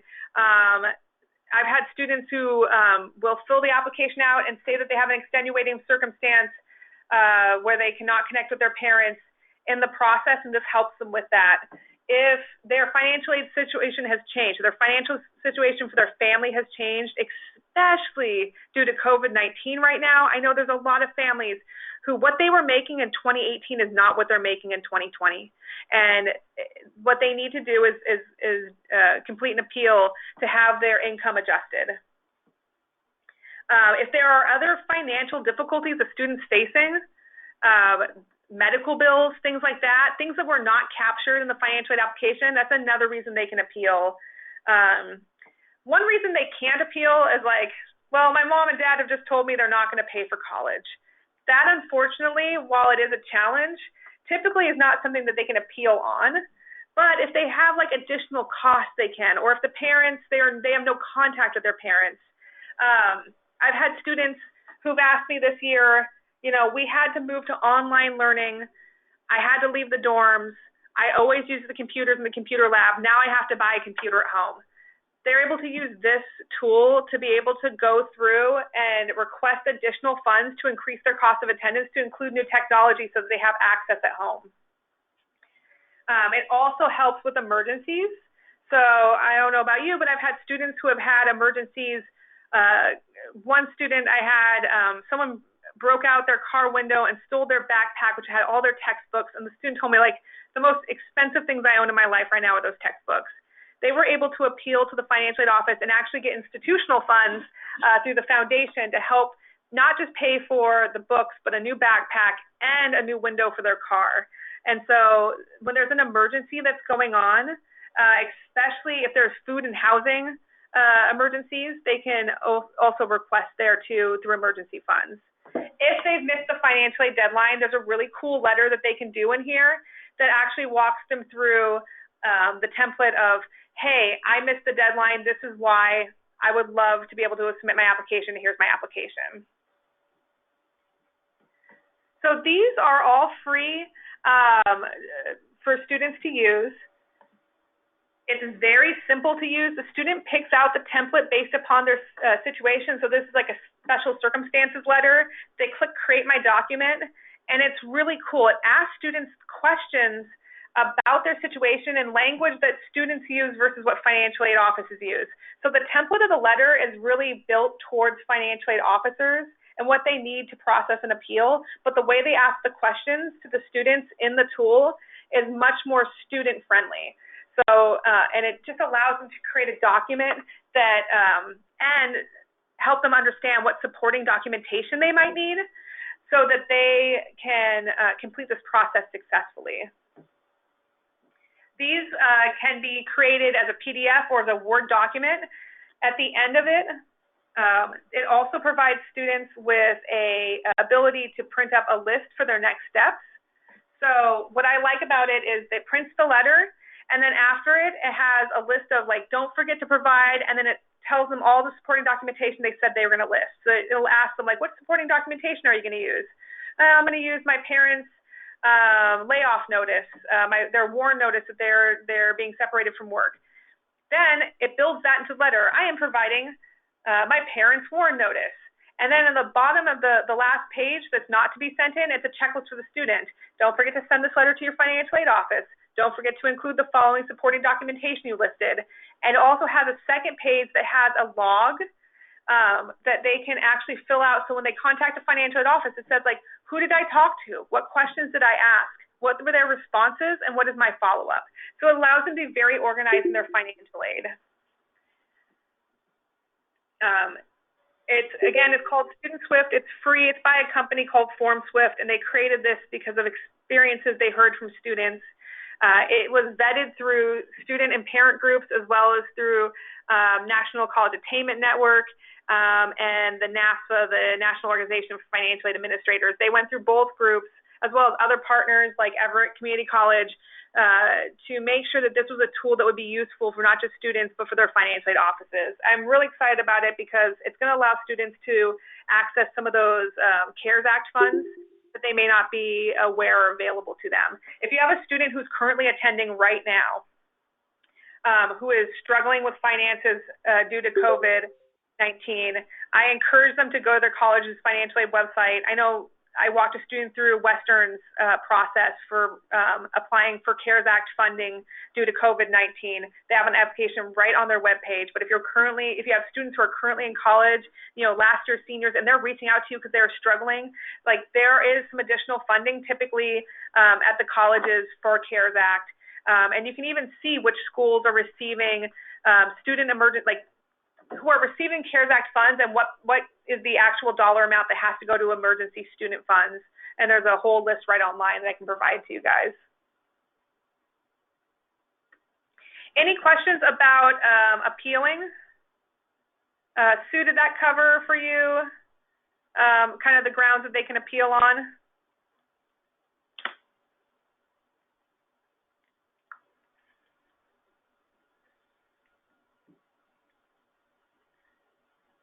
And you guys, perfect, good. And then you guys can always enter if you have, like, at the end, we'll have some time to chat more. So if you want to set a time to chat offline, I can also talk to you if you have some student-specific stuff that you don't want to put in a chat box. But I really encourage you, students, they're usually very scared to talk to a financial aid office about a financial aid appeal. I've had students tell me, I don't want to appeal financial aid because I'm afraid they won't let me into the school, even though they've gotten an admissions decision saying that they've been admitted, that they're afraid that for some reason that if they say they can't afford it or that they need more money, that they'll rescind that admissions decision. That's not how it works. That is fear and imposter syndrome at its worst right there. If they are struggling financially, they need to reach out. Financial aid officers are there to help students. They want them to go to college. That's why they do what they do. And so please feel free to have them reach out to their schools. And I'll also have some resources where they can reach out to me as well. I just don't want any of them to think that there are two different systems, the admissions system and financial aid. And the financial aid does not influence the admissions decision.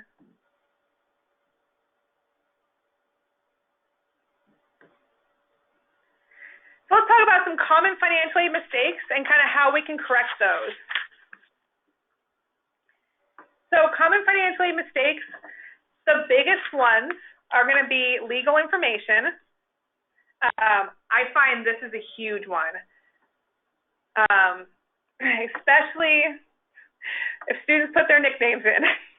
When I was matching records, it was really apparent which ones were putting nicknames into their financial aid application or not putting the correct Social Security number.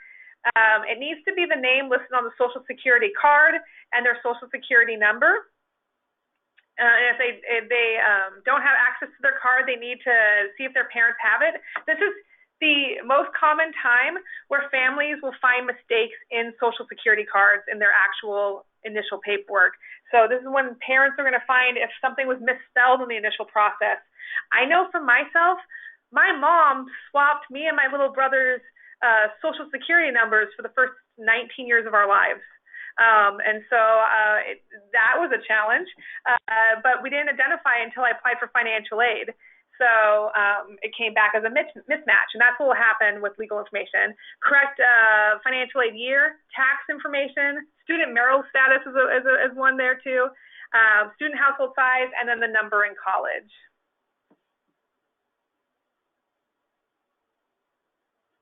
So for incorrect financial aid year, of course, they want to make sure they complete the correct year. For this year's seniors are going to be completing the 2021 financial aid application. That is the year that they're going to be going to college. Next year's seniors will be doing the 21-22 application. It seems so much further in the future than it actually is. Students want to naturally select the year that they're graduating because they're the class of 2020. So when they see 1920, they think that's what they should be applying for. So have the student look and see how they completed it by looking at their student aid report or pulling up their actual application, and then they can always go back in and do a renewal if they did the wrong year. If they did the correct year, make sure it was submitted. The other piece I will find is if they have started the process but not submitted an application and haven't touched their application for 45 days, after 45 days, they wipe out the data in the application. So the FSA ID will still be active and all that information will be there, but the actual application itself, they will wipe all the data if there's no activity for 45 days and not a submission.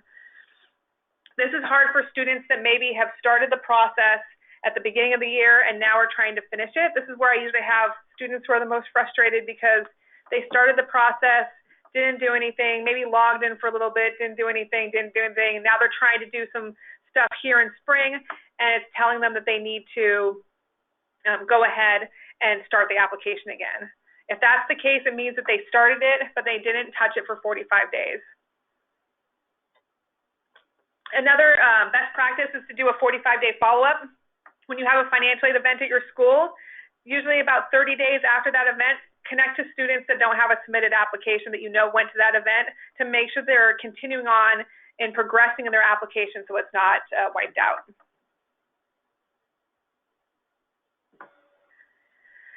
A big one that I'm seeing is adjusted gross income equals taxes paid. So if that is an error the student has listed on their application, what it means is they've entered the income of their family and the taxes paid by their family is the same thing. So let's say mom and dad made $36,000 last year, but they paid $36,000 in taxes. Uncle Sam took too big of a cut then. That is not what happened. They want to make sure they go back in and update the information for taxes paid and correct it to the amount that it should be. it can be it's a big one I see, but students don't understand the difference, and nor should they understand what AGI versus taxes paid are. This is the first time they're looking at legal forms like this, and it can be really challenging. And so making sure that they can go back in, get the tax information, and what reduces this is using the data retrieval tool, but this error, but we know not every family can use the data retrieval tool, so they have to go back in, look at their taxes, and make sure that line 46 doesn't match. Depending on the formula, it'll tell them what line it is. Doesn't match the other line, that it is the taxes paid, not the actual income. For a name, Social Security number mismatch, this is where they need to make sure they've identified the name correctly and put it in the application correctly. This is where we want to be really sensitive. When we're doing financial aid events, one of the best practices I have found is making sure you have an office available where a student can process information they were unexpected to get away from their peers. So I have had at events, students find out that they're undocumented. This is something they don't need to process in front of their peers. Having a space they can go to process this, and also letting them know that they can do the FAFSA application. But if there's a mismatch and all of a sudden student finds out information like that, having them process it in a space away is really important. And other information too. I find that we're talking about very private and personal things in these applications. Family status, what is your family, your parents' marital status. A couple years ago I had a student break down and start crying as soon as we asked family status, and she had to say divorce because they had just gotten divorced and it was the first time she had said it. And having her have a space outside of a computer lab where everybody was to sit and breathe and kind of reset and process that was really critical. So having space to do that is really important. Working with students, if there is a mismatch, making sure that the name is entered in correctly. Also, for the Social Security number, like in this process, it's not a race, it's about doing it accurately. So they may have entered in very quickly what they thought there was their SOCH, or they had their SOCH but entered it quickly and entered it incorrectly into the FSA ID, and now it's not matching. They have to make sure they go back and look at it. With the FSA ID, when they're doing their initial account setup, it takes about 5 to 10 minutes. But if the student does it incorrectly, for example, I was in a computer lab full of students doing their FSA IDs, and I heard, just make it up. Okay, nothing gives you more gray hairs than hearing students say, just make it up when they're working on a federal form. So I was like, hey, y'all, what are we making up over here? And they're like, just that number on there, we're just making them up right now. And I was like, okay, how many of you guys made up your Social Security numbers? The whole lab. They all made them up. Oh, my goodness. It was just me like, okay. So then we had to one by one call the students down so that they could sit on the phone with FSA to have the Social Security number detached from the name information. I encourage you, have them take their time in this process. It will save you so much time in the future. What would have taken 20 minutes in a lab took us 8 hours to get all of those one by one. And when you call the federal student aid, I can't talk for the student. If I talk, and some of you have experienced this, if I try to talk and help the student navigate that process, they will tell you, ma'am, you are not the student. I need you to not talk right now or I'm going to have to hang up. Literally, they will not let you talk on behalf of the student. So you have to make sure, do it right, do it accurate, and if not, you can still get it fixed, but it reduces those errors. So another common error is the incorrect parent listed. Having the incorrect parent listed on the application, we know that who the parent is for the student is different for financial aid than it is in life versus it is in taxes.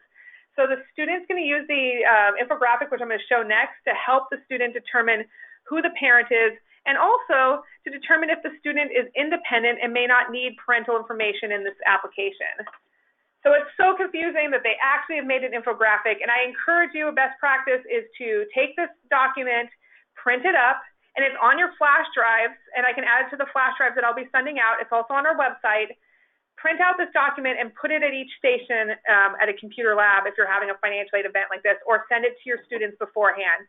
That way, instead of having to go around with this one paper to each table figuring out who is the parent, they can determine themselves and have that conversation together, or not have to disclose to you what their family status is.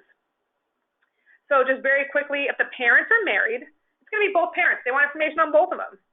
If they are remarried, it's going to be the parent you live with the most and the step-parent's income. So both the parent and the step-parent that you live with most, their income. Single or widowed, of course, it's just going to be the surviving or single parent. This is a newer one, unmarried, separated, or divorced, but they're still living together. First of all, congratulations on making that work. Second of all, they're going to want both parents' income. It's the hard part for families. I know it's very challenging, but we're divorced. It's because you're both in the same house, so now it's a household income. And then if they're divorced, separated, and not living together, it's going to be the parent the student lives with the most. So you're going to have families say, but we have a 50-50 split. There's 365 days in a year, so they're going to be somewhere more than the other. If they can't determine who the student is living with most, the next determination is going to come from who's providing the most financial support. So if they can't determine by where the student is living, it's going to be by financial support. On here, you'll notice what's not listed. Who claimed me on my taxes? We don't care. Claim away. Whoever claims the taxes. What we're looking at is where you lived. Where is that student living the most?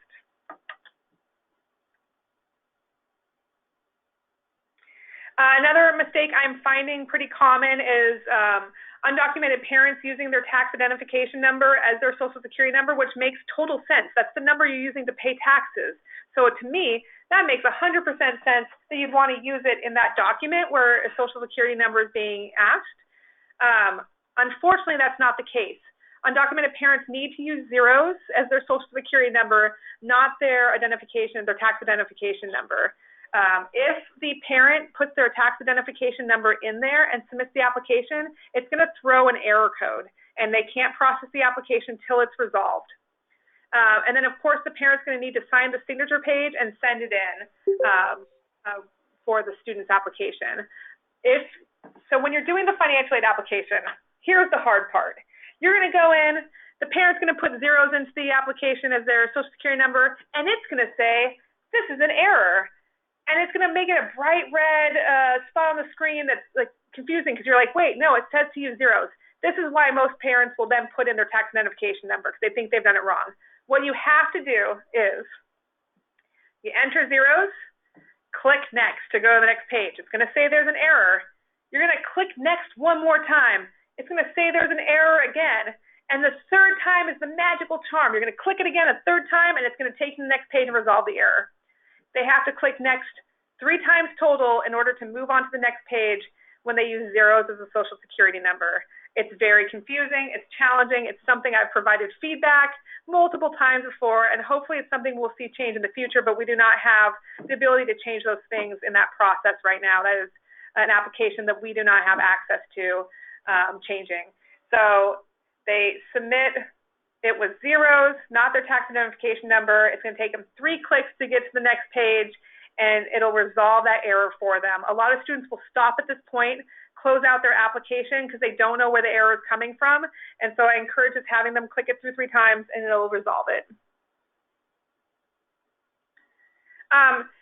So the other errors that I found that are kind of interesting, tax information. Before we jump on to supporting students with errors, tax information is a big one. It will ask the parent's income, and then it's going to ask for the student's income. And of course, students are like, hey, whatever my parent has, I have, because we have the same thing. So sometimes students will list their parent's income as their own income as well, and then it duplicates the family income. So when it asks for the student's income, it's just what the student has earned themselves. And that's one that I see quite a bit. And then student marital status. Okay, so students are very excited that they're in relationships. And I had a student last year who we were doing the application, and the student kept hovering over like married. And I was like, oh, are you married? Didn't see a ring. Like, okay. But you never know students' circumstances. well, I mean, I'm going to get married. And I was like, well, but now you need to pick single. And then the student got very offended. But I am not single. I am dating someone. It is serious. Totally, I understand. Congratulations. And if she sees me putting single on here, she will kill me. I'm like, well, I doubt she's going to kill you. It sounds like you guys are, pretty happy together. But what it means for the financial application is you have to marry and put a ring on it and marry it before the application is submitted to be considered married. It's not about what your future plans are. It's about where you are right now. And it's not a dating website. It does not have like dating someone in a committed relationship as one of the options. It's just married, single, or widow divorced. Those are the three options. And so for students, it can be really kind of a hard pill to swallow, and they try to change it around a little bit.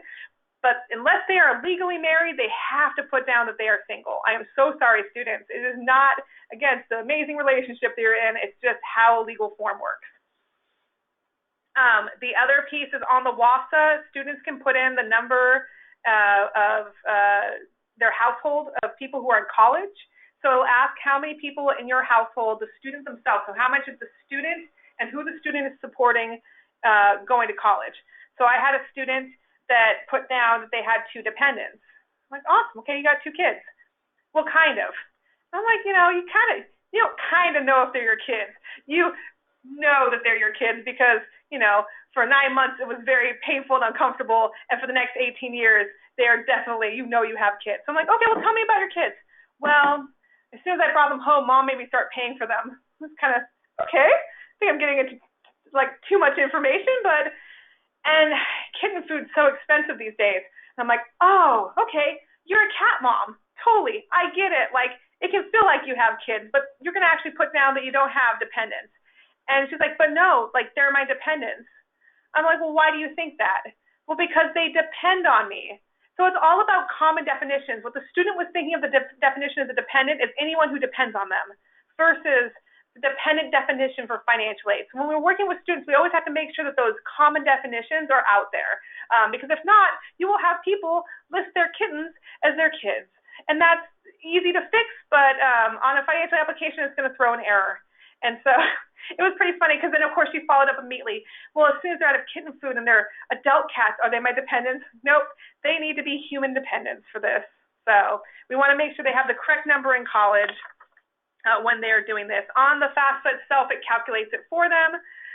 But when it comes to the WAFSA, they can calculate it themselves, and sometimes an error can occur there.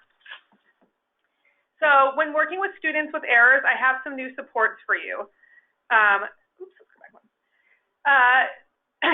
You can use your portal to identify your students with errors.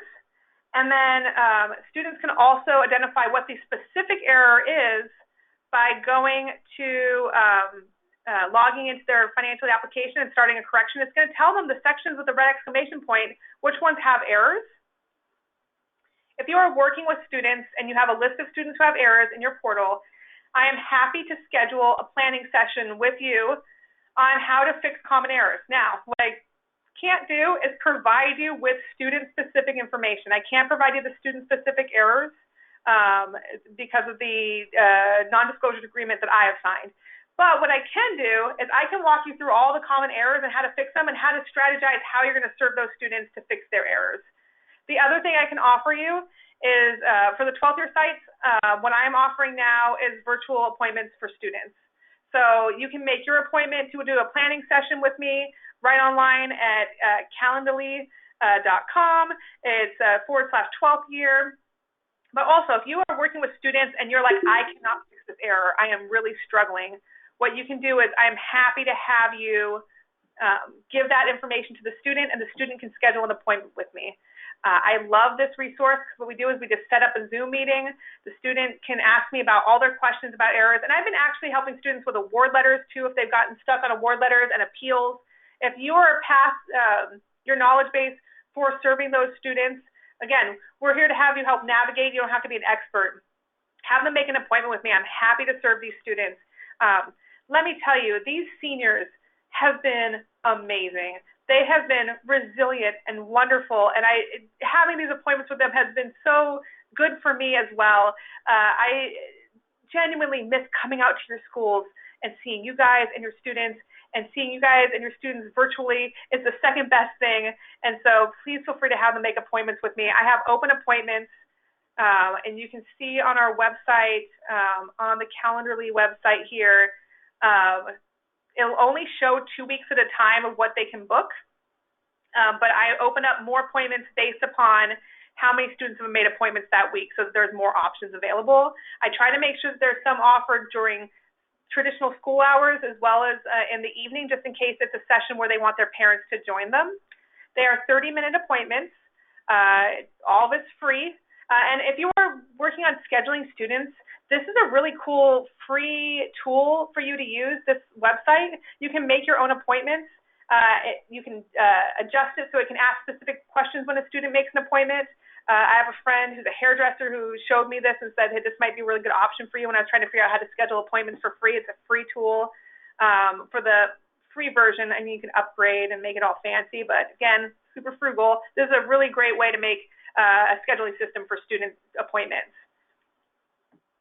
What happens from there is the student makes the appointment with me, and then what I do is we meet. I help the student complete their application or fix errors, if that's the case, or we go through award letters, but if they're fixing errors, and then I use financial aid portal data to make sure that that shows as resolved in the portal after the fact.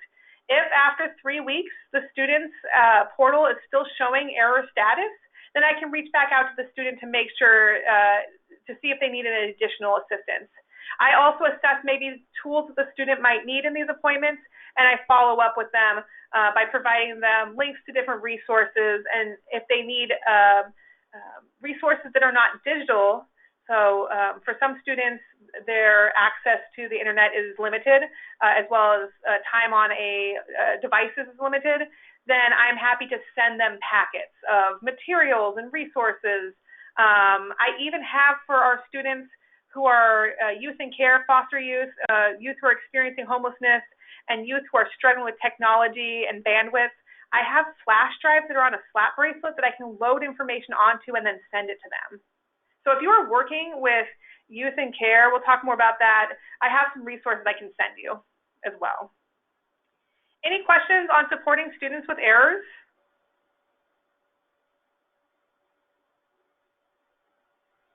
Have you guys had a lot of students with errors reaching out to you so far?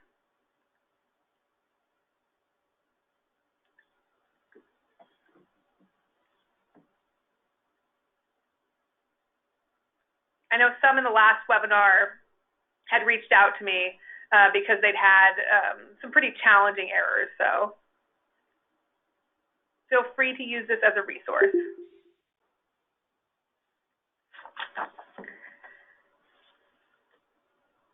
Okay, so now we're going to start talking about supporting students in special circumstances. No, but definitely some, yeah. I know there are definitely some challenging situations out there, but I think we're going to find more situations with income changes, with COVID and situation changes. So if they are experiencing a change of income and need help doing an appeal and researching that, they can also have the student connect with me that way. Mostly missing, yeah, mismatches is a big one. Thank you for sharing. Okay, supporting students in special circumstances. So when working with students in special circumstances, one of the populations is going to be first-generation students. So these students, they may be struggling because they have a lot going on. They may be holding down a job, or I've had students where they're holding down multiple jobs. They may have other personal obligations. They may be caretaking. They may not have a college-going culture in their home. And so for these students, they may not know what to expect. They may need extra help, especially in admissions and also in the award letter process, because they may not understand all the terminology and all the things that are being offered to them. One of the big things I find with this population is when you're doing a financial aid application, it asks you, what are your parents' education levels? This is going to help identify first-generation students. so that they can have access to services like TRIO. So working with these students to understand the admissions and financial aid processes is really critical, and helping them really demystify college. I mean, it can be so scary because literally what we're doing is we're asking a student to dream big, put their whole life on a piece of paper in an application, and a school says yes or no to it. It can be so confusing and so frightening. We want them to understand the process so that they're not just educated about the process, but they're confident in it. Helping these students understand the fee waiver process and arranging for them to receive fee waivers is also important. These students may experience some anxiety in the process, as well as really that imposter syndrome. And so we want to make sure students understand that college is here for everybody. And if you're the first in your family, it can be really scary because you're a trailblazer. And we want to make sure, especially if they have younger siblings, when you are helping these students, you are not just helping them, you are helping their siblings. I know for me, like, I tried to model college-going behavior for my family so that when I went to college, my dad did not understand the financial aid process or college, or even was just like, why would you go to college?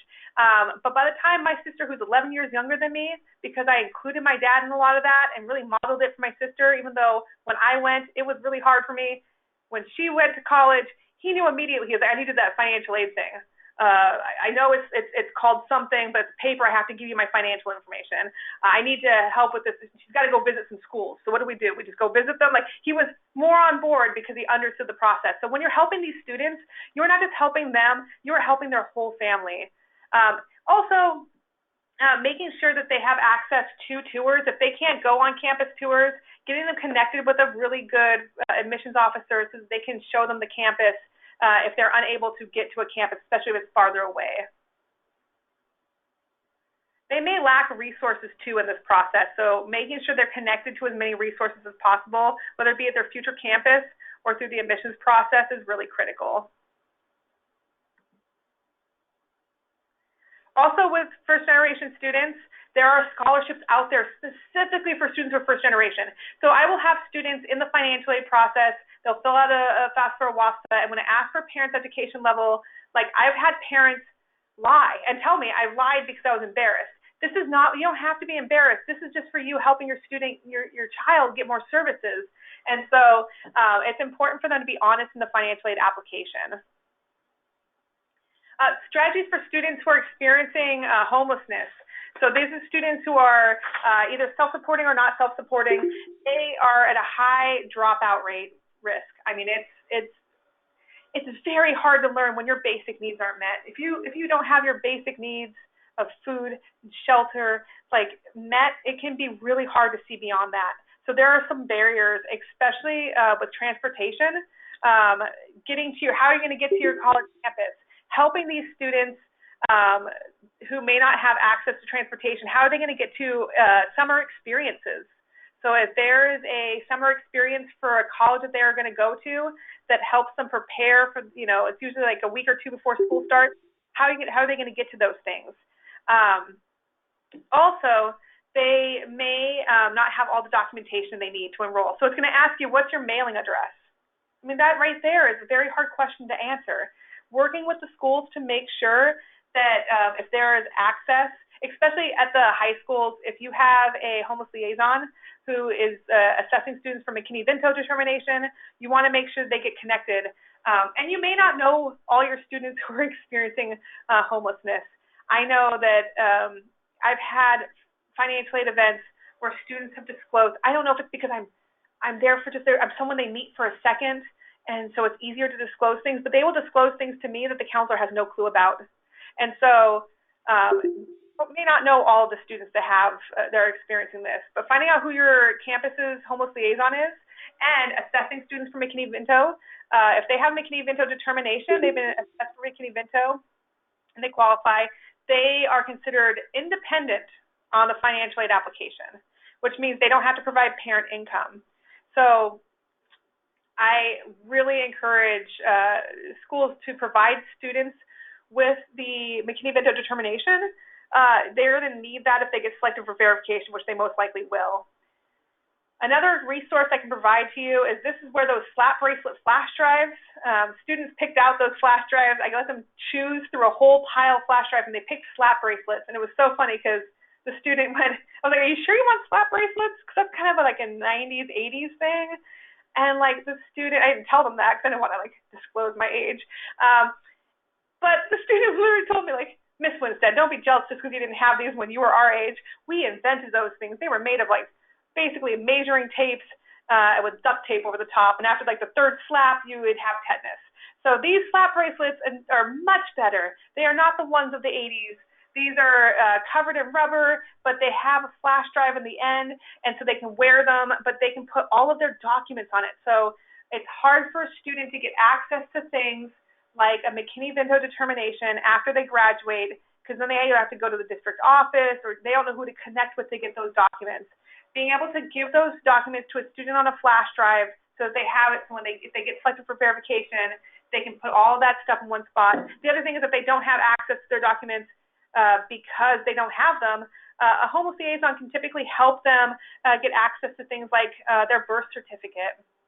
In Washington, we are an open record state. Anyone can request any birth certificate. You just have to have the information of who it is. And so if they can help a student access those legal documents they might need so that they can get identification if they don't have it.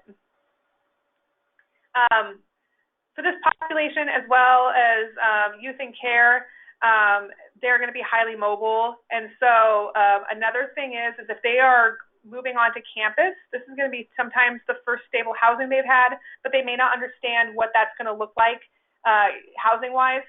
So again, like I said before, resident halls have a different size bed than normal. They have a twin extra long mattress, not just a twin mattress. I had a student call me and say, but Christina, I tried my sheets on my bed and I don't know what's wrong with them, but like they're not fitting. I was like, oh, it's a twin extra long. She's like, but I'm short. Can I request a short bed? I said, no, they're all the same size. They're not going to get a different size bed. But she didn't follow up and say, well, I didn't connect with it. She needed sheets. And so it took like 2 more weeks before she emailed me and said, so I've been like trying to like cover the spots where the sheets aren't covering with some towels and stuff, but sometimes I'm just sleeping on the mattress and I'm thinking, oh my gosh, you're sleeping on a dorm mattress, like on its own, like yikes. So sometimes I have access to some resources like that. So sometimes I have backpacks here for students that are moving into the dorms, especially youth in care and homeless youth.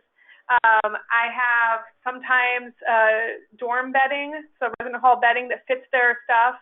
If you are struggling and you have a student who's struggling getting that stuff, I am very frugal, and our local Goodwill gets Target clearance, and then they mark it down to $1.99. I have a deal with our local Goodwill that they sell me their backpacks and twin extra long sheets for $1.99 brand new. So I sometimes will get more of those. Right now, their stores aren't open, but if you have a student struggling with those main basic needs for a dorm, and it means the difference between like moving in and feeling comfortable and feeling like you belong, please reach out to me. There are some places that can help with that. The other thing they might need help with is students might need help asking a financial aid office to take their housing fee out of their financial aid or their deposit out of their financial aid. So they may be asking for fees and things like that they expect to pay out of pocket, but they can actually ask them to pull it from their financial aid package. So having them connect with their financial aid office on those things. So like I said before, we have a limited number of flash bracelet drives. If you need those slap bracelets to send out to your students, and you're working with youth in care and youth who are experiencing homelessness, and youth who do not have access to the internet right now, please feel free to, in the chat, you can either chat me directly, but again, tell me how many bracelets you need, and then where's the best place to send them to, and I'm happy to send you a batch of them out. And we'll be getting more of those next year. We also have resources that are the single one-pagers that you can provide to students that has resources for them if they have received determination or haven't received a determination and what their next steps should be.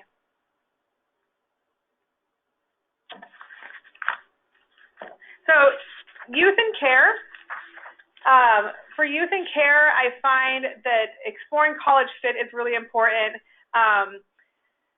Sometimes because there is not stable housing where they are moving from place to place because they might be very mobile, they may have a variety of people talking to them about college. They may not have the same ability to explore college fit. Making sure that the college is going to support them, that it has all the things that they want. I've had students who tell me, like, I just need a place, I want a place to live. Like, but beyond that, like, what is your major? Do you want to live in a city or in the country or a large campus or a small campus? The 12-year campaign workbook walks them through, like, finding campus fit and what's the best fit for you. And so that's a really great tool to help students with. In fact, for those flat bracelet flash drives, I preloaded them with the workbook and some other resources. There may be some challenges with academics because of mobility. And so I encourage these students, you know, when they're doing the admissions process, they may need to work with an admissions officer to see how to best reflect that in their admissions statement, especially if there's been fluctuation of grades. Talk to the students about if they have decided to extend foster care to do extension or independent living or Medicaid to 26. This is really important because I've had students who, you know, they turn 18 and they don't know what the next steps are. No one has talked to them about these other programs that are available. And they can also learn about these programs from Make It Happen, through Setup, and also through Gear Up. So there's a lot of college prep programs that help. Our Gear Up team's amazing, and they really create all these resources. Shout out to them to help these students. Also, they might need help with financial aid application. I hear, like, one of the rumors I hear from counselors in schools is like, man, working with students in care is going to be the hardest application to do because how are we going to get parent information? Who do we get the information from? They are the easiest financial aid applications for me to complete because if a student is in care right now or has been after the age of 13 and hasn't been legally adopted, then they don't have to provide parental information. It's just an independent application and it's just the student's income. Typically, we can complete those applications in 30 to 45 minutes. If you have a student who's struggling, then, excuse me, if you have a student who's struggling with that process and you can't get to them right now, please give them that contact information for me to make an appointment. I am happy to walk them through resources that are out there. I'm happy to send them a little college packet and at a bare minimum, give them information and be a cheerleader. They may not see themselves there yet, but I see them like going to college and I will cheerlead until they see themselves in that situation.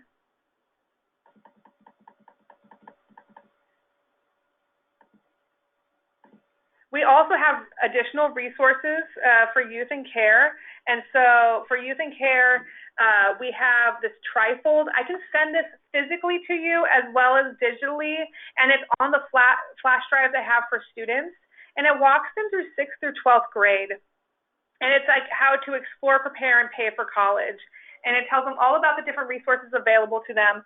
Also, if you are working with families who are foster parents and they want these resources sent to them, I'm also happy to send these to foster families. I want to make sure that, you know, if someone is a foster parent and they're trying to support their students and their children in this process, that we provide them with resources as well. So I'm happy you can have a connect with me, and I'm happy to help with that. And then the others is a one-pager that walks students through different resources when they're in care, college preparation programs. And this is a one-pager that you can provide to students. That's one of the newer resources that we have available.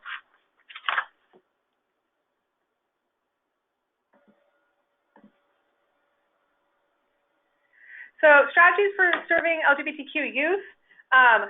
This population may be nervous about selecting a school and finding if a school is going to be a good fit, that it's going to be a safe school for them to go to. They want to make sure that it's going to be a welcoming environment, especially if students are exploring a new identity. This is a new chapter for students in their life. You know, they're turning 18, they're going off to college, and I want to make sure they're supported in the identity that they choose. And so they can actually explore different institutions to see what's going to be the best fit for them. One of the things that is a challenge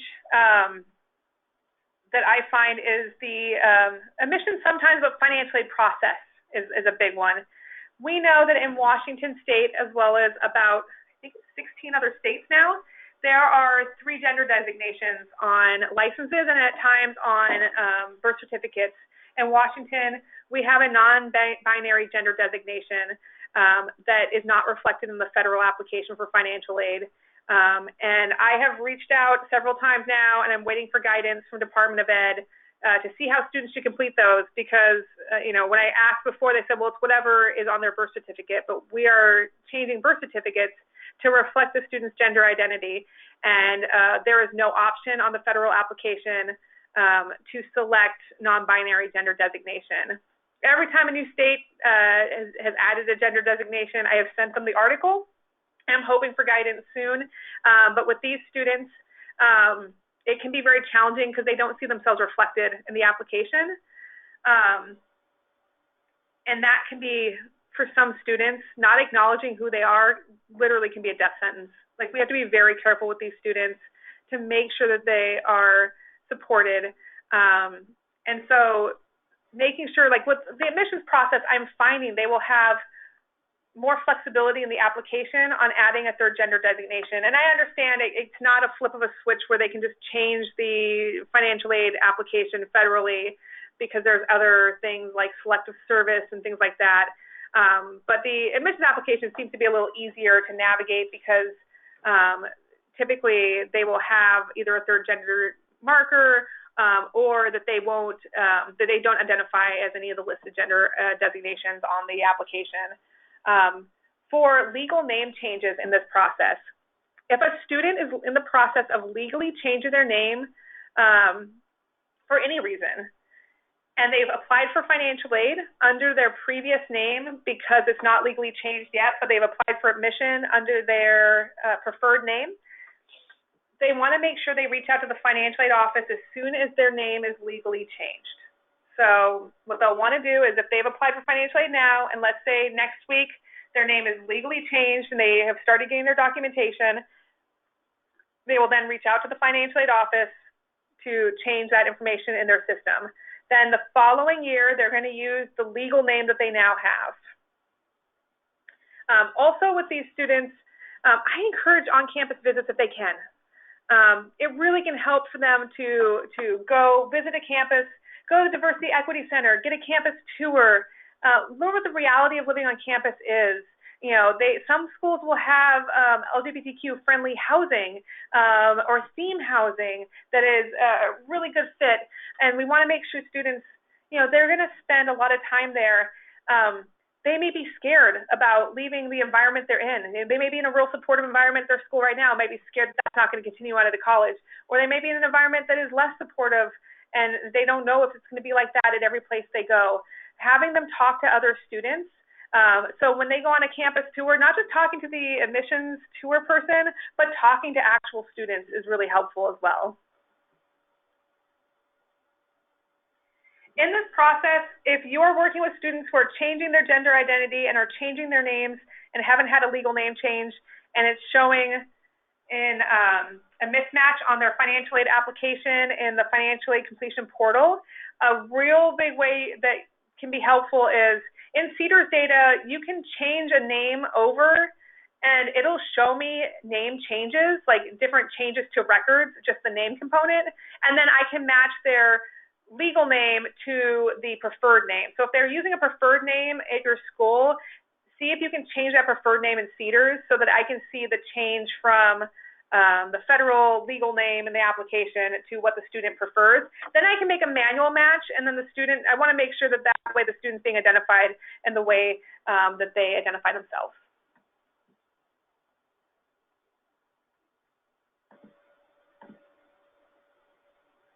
We also have one-pager resources for LGBTQ students on completing applications, exploring college. We have a supporting transgender students in the admissions and financial aid processes guide for you. It's a resource guide, as well as the Campus Pride Index is a great way for students to see how schools rate in a kind of in resources and safety and supports.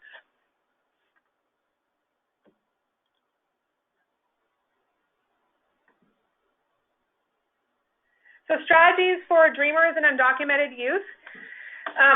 So a lot of people have said, well, it's dreamers or it's undocumented. I always ask the student, what do you prefer? Because I've had students correct me, and I want to be sure that I'm identifying students as they prefer. I've used dreamers in the past, and I had a student stop me and say, you know, you're using dreamers for me. I don't like that term. I don't identify with it because dreamers excludes my parents. And we are a family, and it puts me above them as opposed to undocumented. And so I just ask, like, do you have a preference of the term I use? But in this slide, we're going to use it as a hyphenated, so you know, either or. For these students in Washington, we're really fortunate because we have the Washington State application for financial aid, the WAFSA, and so there is some funding options for a lot of these students. And that makes me so happy.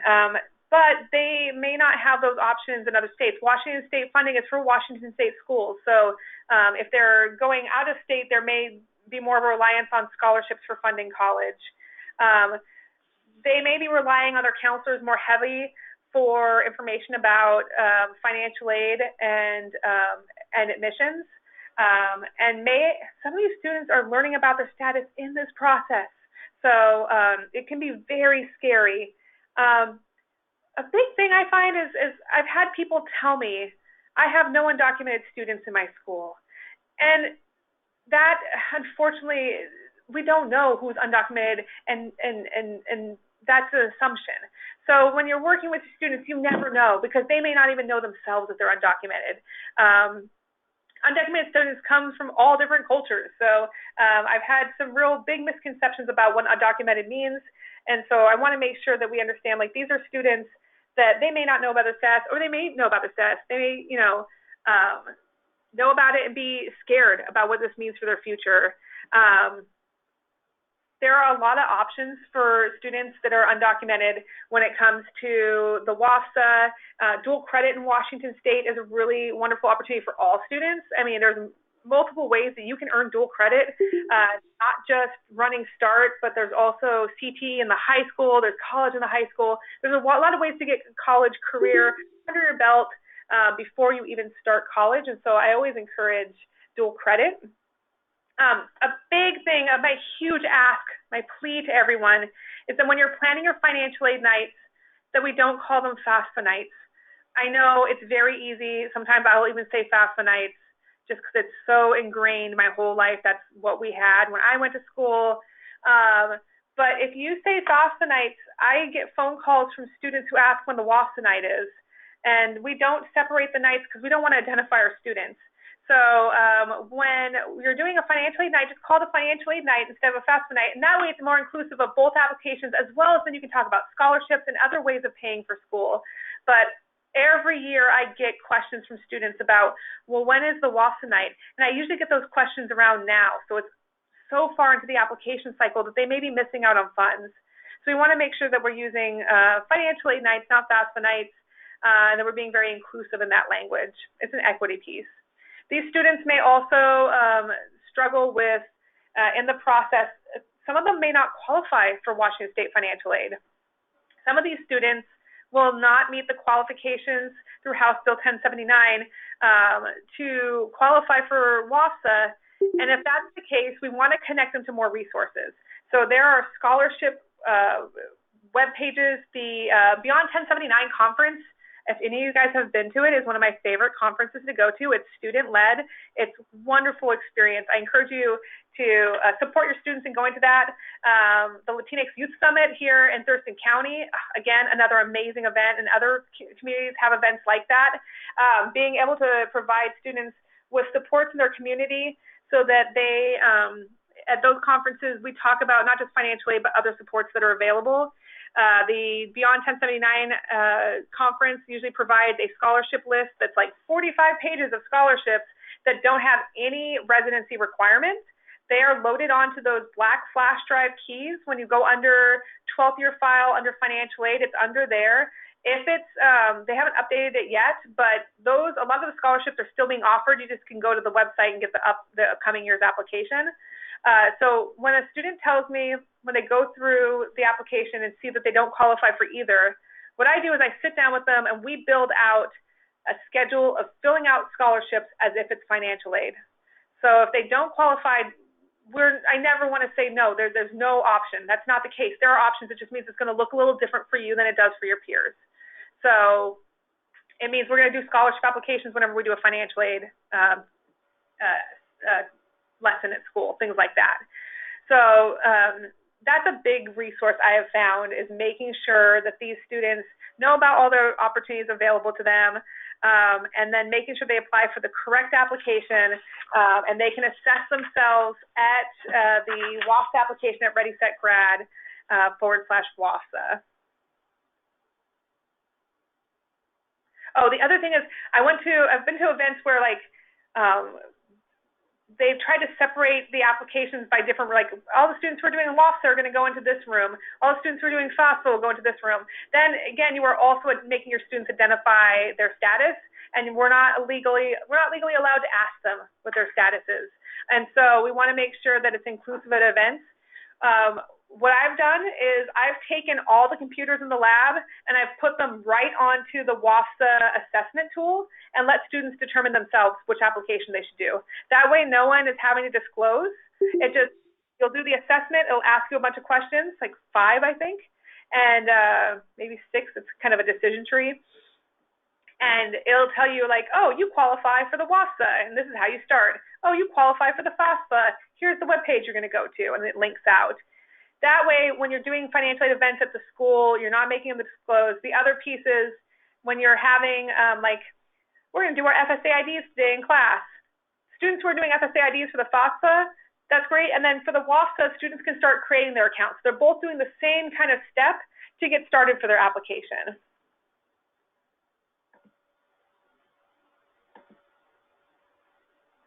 So here's a resource. We've got the how to complete the WAFSA for the 1920 and 2021 application years. It's a guide that walks students screen by screen on how to complete the WAFSA. We also have a WAFSA line by line and a FAFSA line by line. They're a little bit longer, but it walks you through every single screen. We do this every year. We provide a FAFSA line by line and a WAFSA line by line training in the fall, and so it's another webinar. It gives you everything you could want to dig into about those 2 applications and walks you through each screen. I literally screenshot everything from that year's application and we go through it. I am happy to, in addition to recording it, if you are doing a large training with your district, I am happy to do that training for your district as well. I know it's a long one, you guys, for that one. And so 12th year sites, when you order your materials, and I pack part of it here in the office, I typically provide you with a bag of popcorn and a link to the page to go to, because I don't expect you to be at work all day. I expect you to be eating some popcorn, relaxing, and learning about financial aid. So when you order your materials, I'll put some snacks in there for you, and you can watch the line by line. I know it's not everybody's cup of tea. Not everyone gets as excited about financial aid as I do, but I try my best to make it as fun as possible. Okay, let me go through questions very quickly.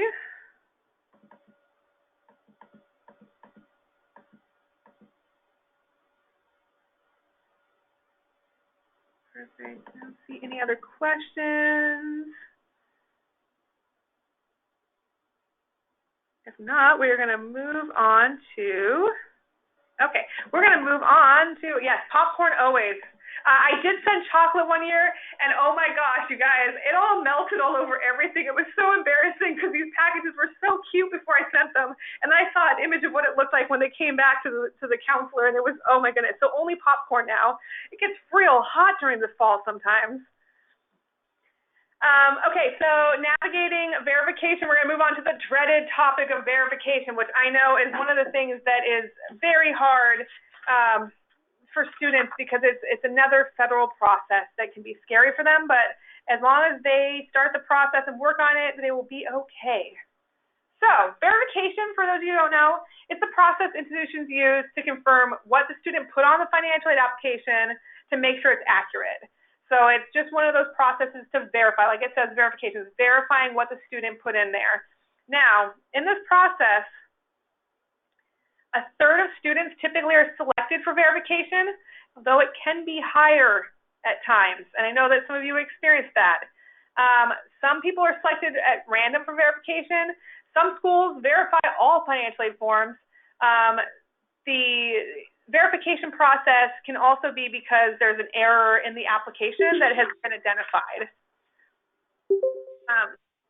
It can be very scary for a student. I've literally had students tell me, this is again, that imposter syndrome. I got this document from the college. They're asking me to verify something. I think it's just a sign I shouldn't go. No, it's just a sign that you are one of the third that got selected. And it just means you need to fill out some extra paperwork and you're going to be okay. They may need extra support in this process. If you have a student who is struggling with the verification process, please feel free to have them make an appointment with me. I'm happy to help them with this process. Especially I'll have some COVID-19 updates for you on this process. So with verification, students are selected by random or by system edits. So Department of Ed typically will select as well as the institution. Department of Ed, when they've selected a student for verification on the random pool, sometimes they can see that on their student aid report. In the past, it's been an asterisk that's on the student aid report. But I know that when I've worked with students, typically if they are independent and have special circumstances, I find there's a little higher percentage that are being selected. If they're selected, they have to provide the documentation that's been requested by the college, and sometimes it's student information, sometimes it's parent information. The guarantee is that if they don't complete that, they will not be able to process the applications. They have to respond quickly and accurately to the information requested. Here's my little horror story. I had a student come to my office one day, and I always had a bunch of, those who know me know I'm always I'm all about food. I always had extra candy in my office for students. So I had a student come in, grab a candy bar out of the bowl, sit down, threw an envelope on the desk and said, "What does this mean?" I don't know if you guys have had that happen before with students. We're like, "What does this mean?" I'm like, "I don't know. It's a sealed envelope." And all I could think is trying to Pollyanna approach. You know, the student probably opened up the envelope, read the letter, didn't understand it, put it back in the envelope, it rained and it resealed. That has to be what happened. No, the student just never opened it. So I flip over the envelope and I see the postmark date from 6 weeks ago. Yikes. That's right there. It's thin. It's from the financial aid office. At this point, I'm realizing it's probably a verification. So I sit down with the student. I'm like, "Take another candy bar. We'll figure it out. Don't worry." I open up the envelope and I asked him, "Why didn't you open this earlier?" "I just thought it was bad news." Okay, well, it can be bad news, but the bad news still exists, even if you don't open the envelope. So I open it up and it says, "You've been selected for verification for financial aid. We need the following documents. You have 4 weeks to complete this process." We were already 2 days before the next quarter starting. So the student missed the window. They didn't finish the process, and they ended up actually sitting out that quarter. It cost them that quarter. They could have paid tuition out of pocket and gone through some extra steps and then waited to be paid back, but unfortunately, they missed the deadline. So we sat down, we got everything together for the next semester, next quarter, so they could go back and complete the process. But students, when they see this information, sometimes literally get so overwhelmed by the request that they think if they just ignore it, it'll go away. Or if I just don't open that envelope, it doesn't exist. It always exists. The good or bad news exists whether they open the envelope or not. So I always encourage students, be quick with your response. Address things early. Ask for help when you need it. If you don't know what they want or how to get those documents, it's okay to reach out and say, "Hey, I need some help with this." But if they don't do it, they won't be able to process the application. That can be very challenging for the student. And you know that for some students, taking a quarter or a semester off can also lead to them just not going to school. So we want them to make sure that they really go as quickly at completing this as possible. Typically, they're going to be asking for some very specific documents. Typically, it's going to be either an IRS tax return transcript from the year that they filed. So for this year's seniors, class of 2020, it's going to be a 2018 tax transcript. Or if they are working under the minimum amount to file a verification of non-filing from the IRS saying, I did not file taxes, especially if they're self-supporting. That's not going to be for students who are dependent, but for independent students sometimes. And they can have a signed statement if they can't obtain a copy of that after reasonable attempts. Sometimes they want a copy of the students' or the parents' W-2s as well. It'll tell them in that application or in the verification request exactly what they need and what forms they need to complete. So a lot of students think, well, taxes, that's a tax return, I got it. But a tax return is different from a tax transcript. Tax return is the actual document itself that they complete. The tax transcript is a summary. It's after the taxes have been submitted, and it's once they've been processed, they give them a tax summary. Now, a best practice I have found is when a family files for taxes, having that family go ahead and request a tax transcript at the same time, like basically submit their taxes. Once they get there saying that it's been processed, that text message back or that email back, then go in and either pull a tax transcript from online or to do a tax transcript request for paper tax transcripts. Here's the challenging thing right now. Here's your COVID-19 update. Tax transcripts are only available online. To get a tax transcript online, there are certain things you need. You need to have certain, like a bank account. You need to have either a cell phone or a mortgage or other things like that. There are certain specific things you need in order for a tax transcript to be available to you online. Not all of our families have access to that. And so not having the tax transcript available in a paper copy is challenging for our students. Especially those who cannot get an online one. Right now, the National Association for Student Financial Aid Administrators, NASFA, they've requested some regulatory relief. They want some guidance on this for 2021. Students who are in the class of who are going to college for 1920, they can do a signed copy of their taxes, but that guidance has not been stretched out to 2021.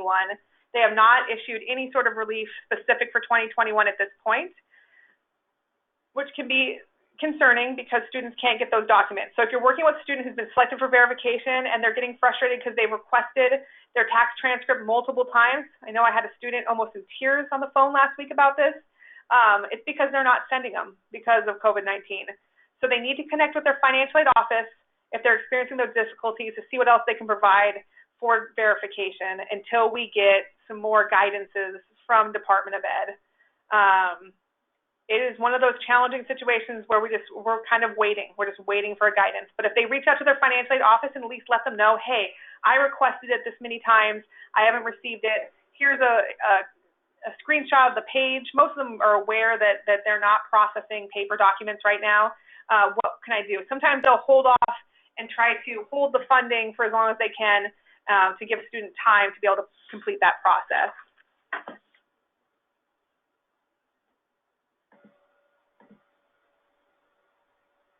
So they need to act as soon as possible. They need to know their deadlines. It can be a little bit of paperwork and tracking it down, so it can take some time. So when a student's working, on applying to schools, having a spreadsheet of, did I apply for housing? Did I do this? Having a verification column in there is nice to have. They need to make sure it's consistent information. So they want to make sure they're trying to match information from the application to what they're providing. It's not that they've done anything wrong. It is that they randomly were pulled. If they did something wrong, it could be that like I had a student, again, like the student listed the income of themselves and their parents' income as the same, and the financial aid officer caught it and selected the student for verification as an institutional decision because they knew that actually there's no way the student was making that much. If the financial aid verification request is not completed, they can't provide aid. They're just not able to. It's part of their process. They have to do it. It's them verifying information. And so they have to get that done as soon as possible. There are templates out there through Student Swift that can help with it, but I'm also happy to help any of the students who've been selected for verification with this process. Usually the documents that they need to fill out, the forms, are on the school's website, so they can fill out that form and then provide the supporting documentation. I know that's challenging. I wish I had more resources and help with verification right now. Until we get guidance, it's challenging, and so the communication is key right now for students. As soon as they give us guidance, you guys, I will put them out on the flash drives and those updates. I will send out an email. I'll shout it from the rooftops. I know that this is really hard for students. I'm not going to lie, it costs me sleep. As soon as we know something, we will get that out there to you guys. Just tell students to keep persisting through it and connect with their financial aid office.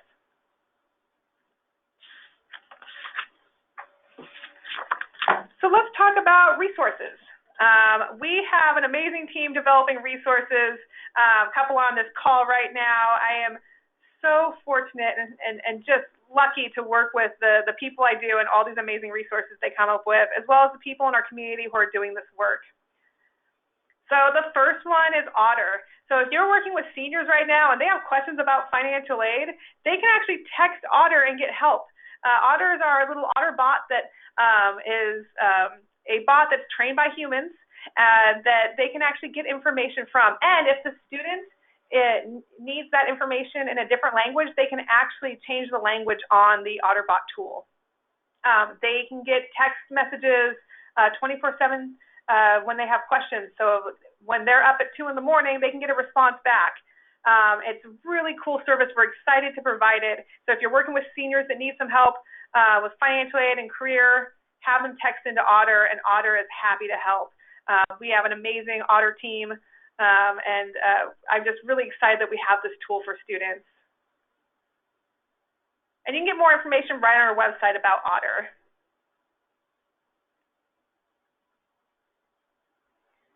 Another resource is the 12th Year Campaign. 12th Year Campaign is a combination of the American College Application Campaign, College Goal Washington, and the FAFSA Completion Initiative. This is my baby. So those of you who know me probably know me through 12th Year Campaign. We're really excited to support events and activities all year long that help students. We provide training and materials. Of course, like when I talk about these resources, these are all going to be free resources. Again, super frugal, never going to charge you for stuff. We provide printed and digital resources. There's different types of participation models for you to choose from.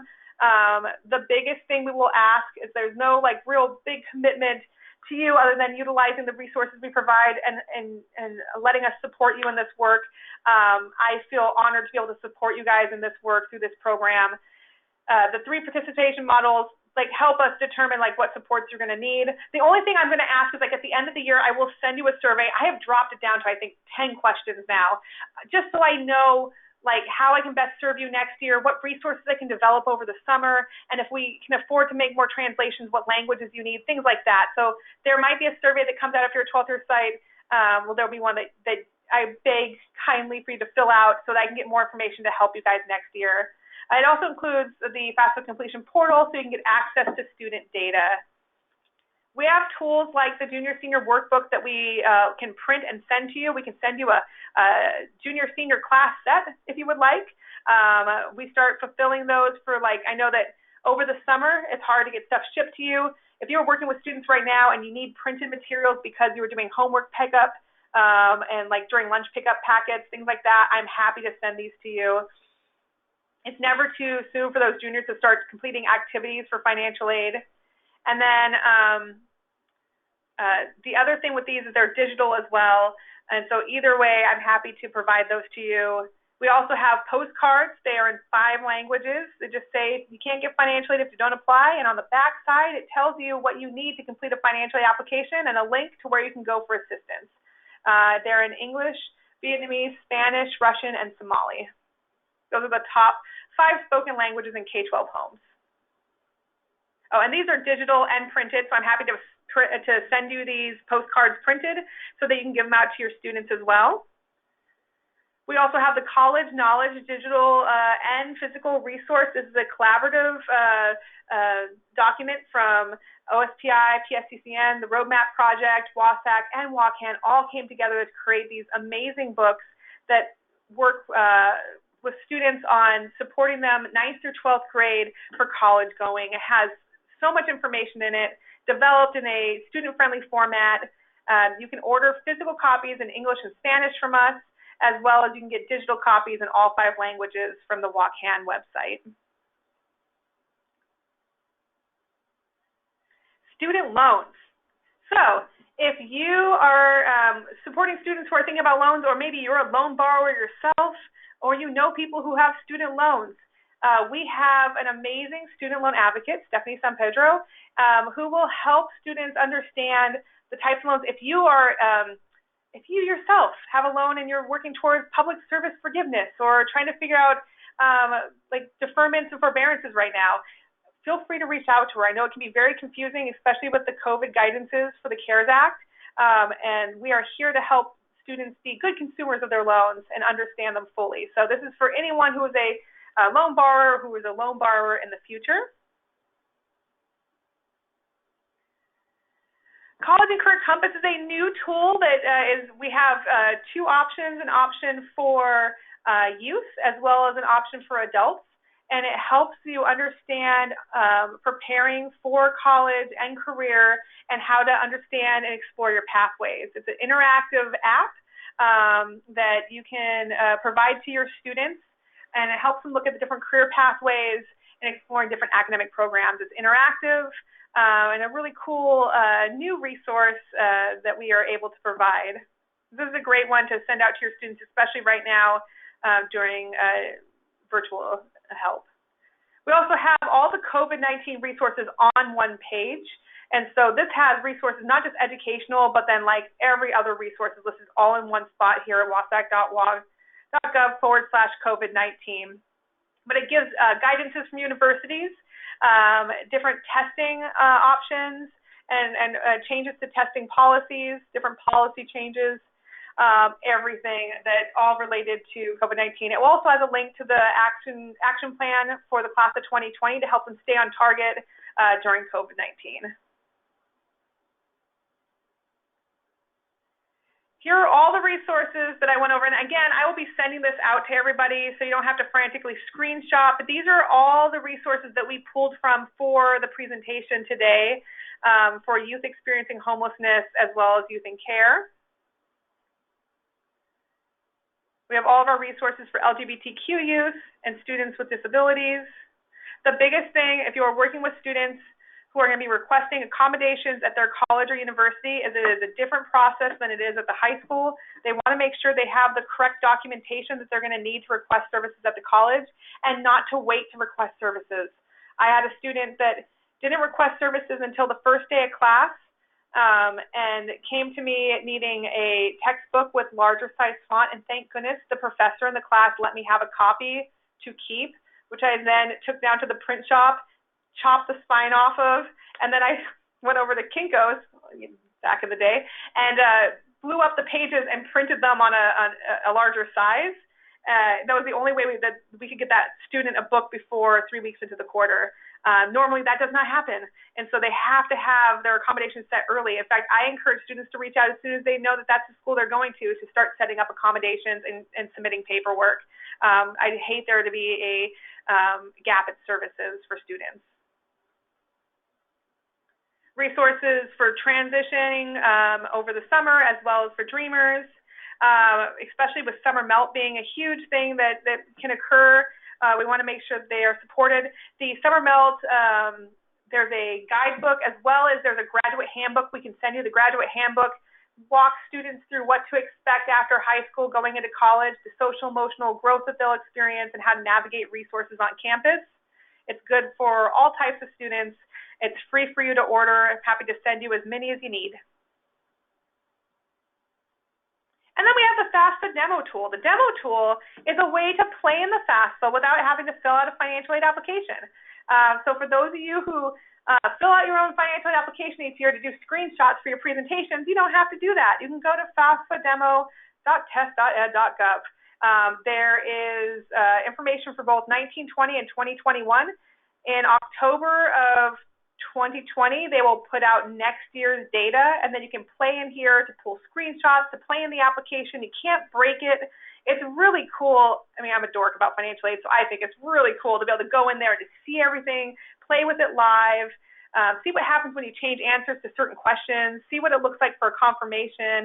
They have different dependency statuses as well as their renewal versus a brand new student to financial aid. It's just a really great way to see what the students are seeing before they see it. It'll say on there that they're going to release it a couple days before the application comes out, but it's typically like after October 1st that they release those links. And now your burning questions for financial aid. Any questions on resources? Oh, hold on. I got to open up my chat bar. Again, it's tiny. Okay. Okay.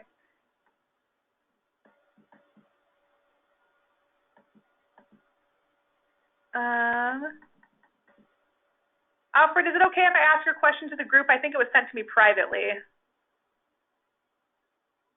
And if not, I can answer it privately.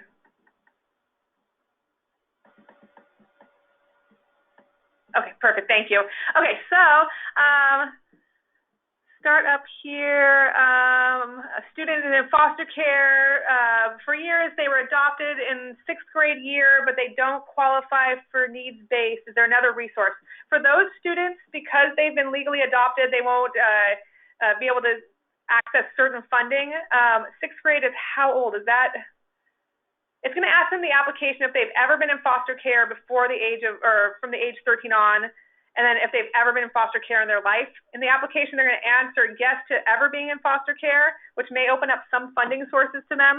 And then if they are legally adopted now, there's other types of funding they won't be eligible for. But there's a lot of scholarships for youth who've been in youth in care that they're going to want to apply for, as well as if they're not qualified based on financial need, there are other scholarships that kind of cover that gap. So what I would have them do is start with scholarships and then reach out to the financial aid office of the school that they're most interested in and see if they have additional resources for youth in care or former youth in care. I'm going to go up here. Okay. Cecilia, another good resource for undocumented students. Oh, yeah.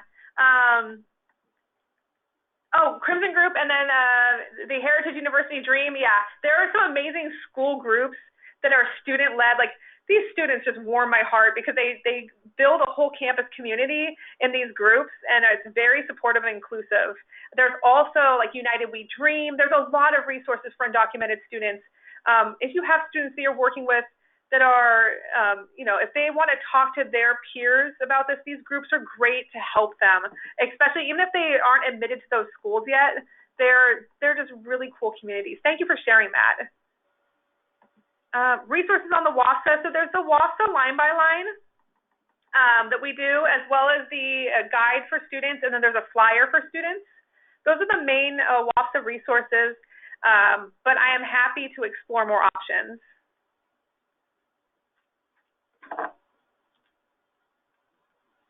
And see if there's anything like else that we could make.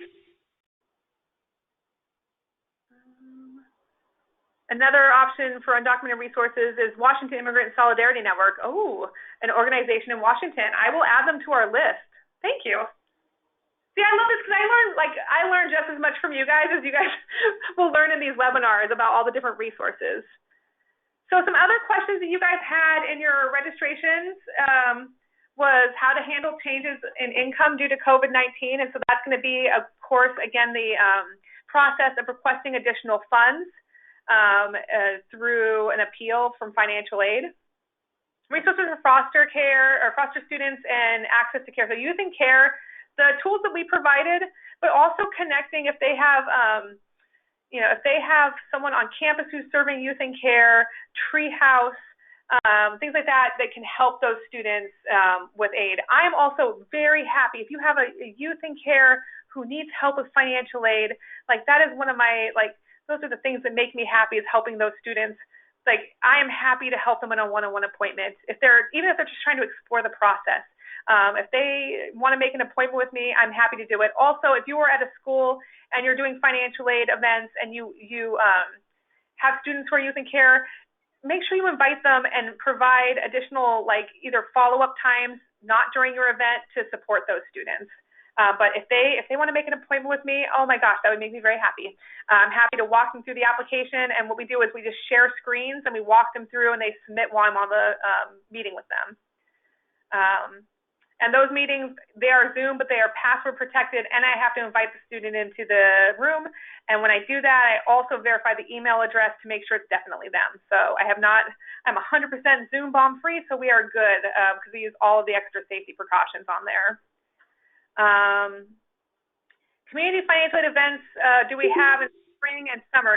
So we don't do the actual events themselves. We support the events. So anyone who's providing an event, I know that the spring and summer is probably not going to be in-person stuff, but if you're doing like a virtual financial aid event, I am happy to support it.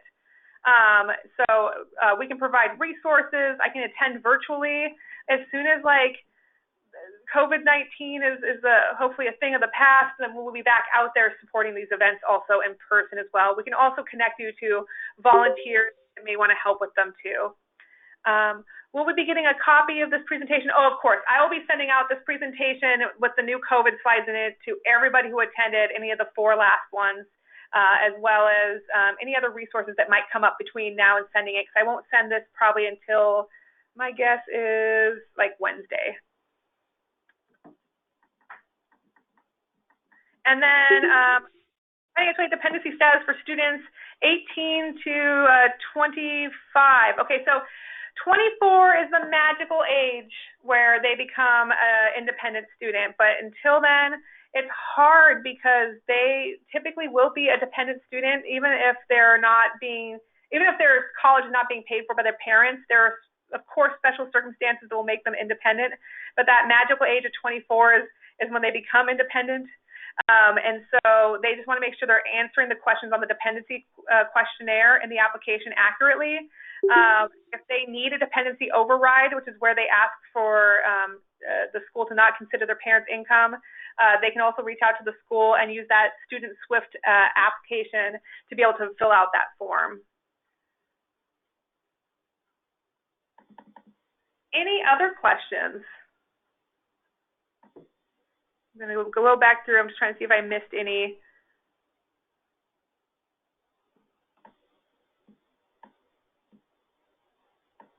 And those of you who requested extra like flash drives or bracelets, or if you want to request them in the future, feel free to reach out. I'm happy to do that. I don't see any other questions.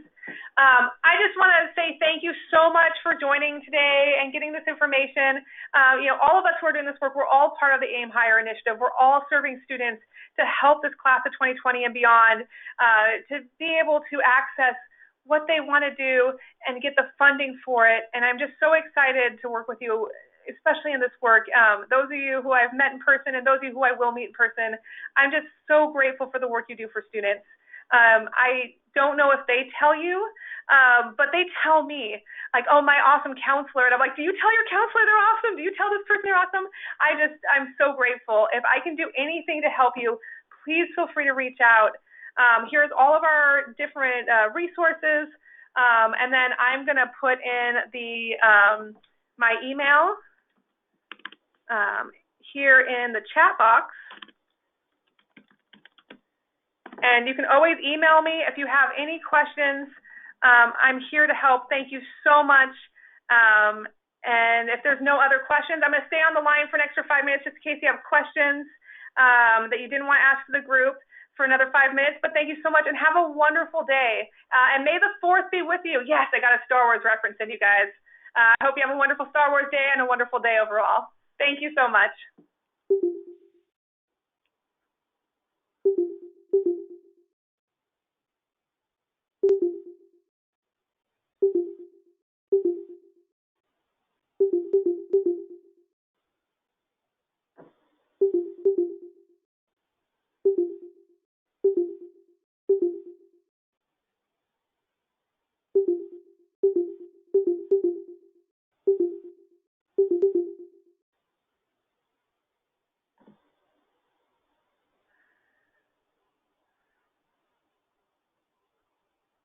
Oh, I see. Okay.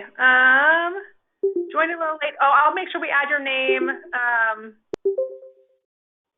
We'll make sure your name's on there. We're pulling off of the chat too, so I'll make sure your name's on there. It wasn't like a sign-in sheet. We're just pulling off the audience. So, but thank you for letting me know.